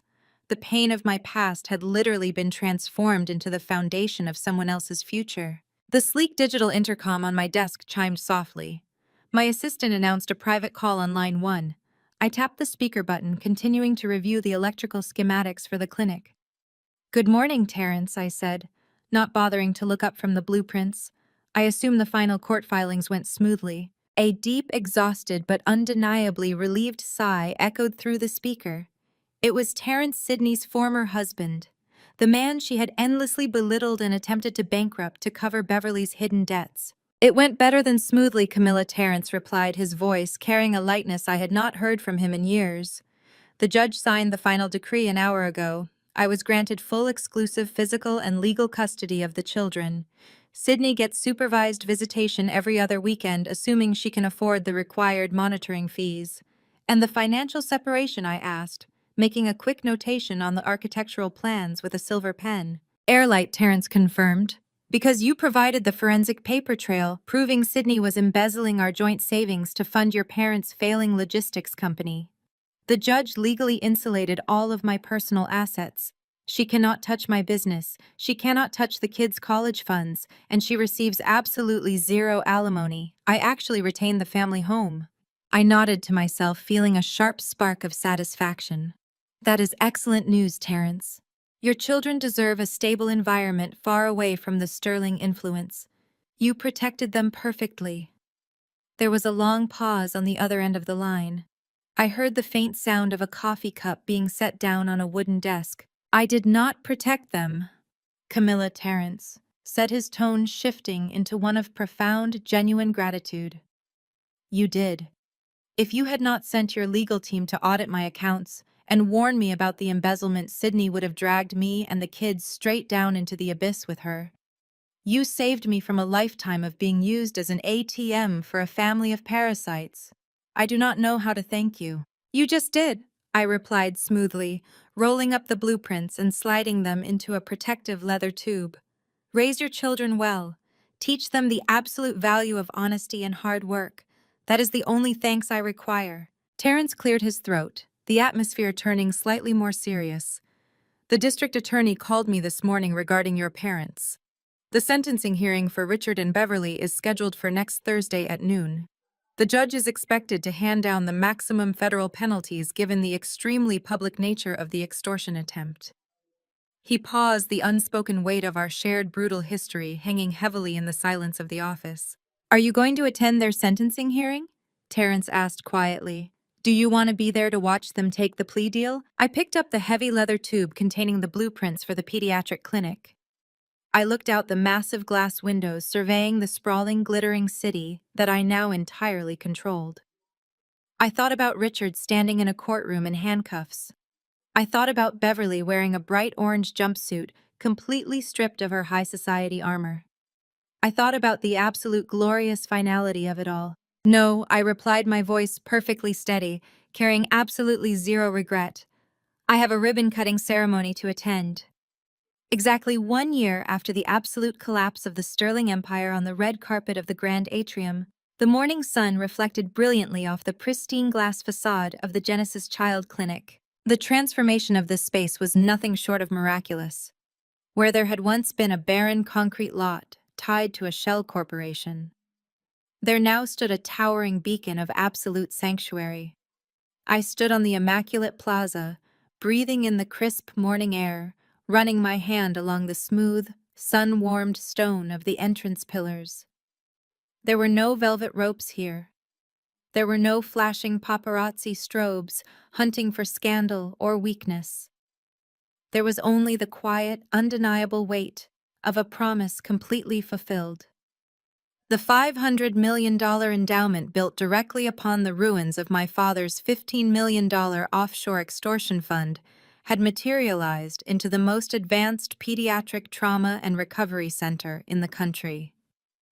It was a masterpiece of modern medicine featuring state-of-the-art diagnostic imaging centers, an expansive physical therapy unit, and a beautifully designed therapeutic garden, all entirely free for the city's most vulnerable children. The news cycle over the past 12 months had thoroughly and systematically annihilated the Sterling legacy. Every forged signature, every hidden debt, and every desperate attempt at corporate extortion had been dragged into the brutal light of public scrutiny. Richard and Beverly were currently sitting in separate, heavily monitored federal holding cells. They had been denied bail and were awaiting a highly publicized trial that guaranteed them decades in federal prison. The elite society they had worshipped had completely erased them from existence. Sydney had experienced an equally spectacular fall from grace. Stripped of her massive allowance and legally locked out of her marital assets, the golden child was now living in a cheap, damp motel room on the industrial outskirts of the city. The woman who used to throw brutal tantrums over improper thread counts was now working a minimum wage retail job just to keep the lights turned on. The low, steady purr of an approaching engine drew my attention to the circular driveway. A modest, dark blue SUV pulled up to the curb. The rear doors swung open before the vehicle had even completely settled into park. Two small, vibrant tornadoes of energy erupted onto the sidewalk. My niece and nephew sprinted across the plaza, their bright laughter echoing off the glass walls. They did not walk with the rigid, highly anxious posture required in the Sterling household. They were not wearing stiff, uncomfortable designer clothes chosen solely to impress judgmental country club peers. They wore scuffed sneakers, brightly colored jackets, and expressions of pure, unadulterated joy. They crashed into my legs simultaneously, wrapping their small arms around me in a fierce, genuine embrace. Terrence walked up behind them carrying a camera and a look of profound, settled peace. The deep exhaustion-carved trenches that used to bracket his eyes had completely vanished. The crushing weight of attempting to appease Beverly's impossible standards and Sydney's manic financial demands had been entirely lifted from his shoulders. He looked 5 years younger, radiating the quiet, absolute confidence of a man who finally had complete control over his own life and the safety of his children. He placed a warm, steady hand on my shoulder, looking up at the towering medical facility. He did not need to speak. The vibrant, thriving health of his children was the only testament required. They were completely free from the toxic, suffocating influence of their grandparents. They were safe and they were finally allowed to just be children. A respectful, murmuring crowd began to gather around the entrance, Unlike the elite gala attendees who operated entirely on calculated self-interest, this crowd was composed of dedicated medical professionals, city social workers, and families whose lives were about to be fundamentally changed. The mayor stepped up to the podium, delivering a brief, gracious speech regarding the unprecedented scale of the Genesis Endowment. I stood quietly, letting the political platitudes wash over me. My focus was entirely drawn to the right side of the main entrance, where a heavy velvet curtain veiled a solid bronze plaque embedded directly into the foundational stone. I walked over and smoothly pulled the curtain away. The morning light caught the polished bronze lettering. It did not bear my name. It did not mention the massive corporate war, the seized assets, or the brutal revenge that had funded the concrete beneath our feet. The inscription was devastatingly simple. It honored the exact names of the two exhausted, underpaid emergency room doctors at a rundown free municipal clinic who had worked a grueling night shift 20 years ago. The doctors who had taken in a freezing, bleeding 15-year-old girl who had been violently turned away by her own sister. The doctors who had asked absolutely zero questions about insurance or wealthy benefactors and had simply saved my life. I traced the etched letters with my fingertips, feeling the cold metal anchor me to the absolute reality of my victory. I had taken the ultimate defining trauma of my youth and actively forged it into an unbreakable legacy of power and healing. An official stepped forward, handing me a pair of heavy ceremonial silver scissors. A wide, bright red ribbon stretched across the double glass doors, serving as the final barrier between the clinic and the city. I stepped up to the center of the ribbon. My niece and nephew flanked me, their small hands resting lightly on my waist, completely oblivious to the dark history that had led to this exact moment of light. I looked out over the gathered crowd. I positioned the heavy silver blades around the red silk. With one sharp, definitive motion, I sliced through the fabric. The applause that erupted was not the thunderous, sycophantic roar of the high society red carpet. It was a wave of genuine, heartfelt gratitude that resonated deeply within my chest. As the heavy glass doors automatically parted, inviting the first patients into the sunlit, welcoming atrium, a profound realization washed over me. I was not thinking about Richard in his federal holding cell. I was not thinking about Beverly stripped of her vanity. I was not even thinking about Sydney bitterly folding cheap sweaters to pay for a motel room. They were entirely spectacularly irrelevant. I had spent years meticulously orchestrating their downfall, executing a flawless, unyielding strategy of retribution. But the best, most absolute revenge was not merely destroying my abusers. The sweetest piece was making them entirely irrelevant to my spectacular success. I smiled, stepping forward into the brilliant morning light, leaving the sterling ghosts behind me forever. The most profound lesson from these narratives is that true security and self-worth must come from within rather than from the validation of a toxic family. When faced with relentless belittlement and betrayal by those who should protect us, the answer isn't bitter retaliation. Instead, the ultimate victory is achieved by quietly building an independent life and rendering those abusers completely irrelevant to your future. Blood does not excuse abuse, and walking away to protect your peace is a profound act of courage. Have you ever had to walk away from a toxic environment to find your true strength? Share your experience and comment below.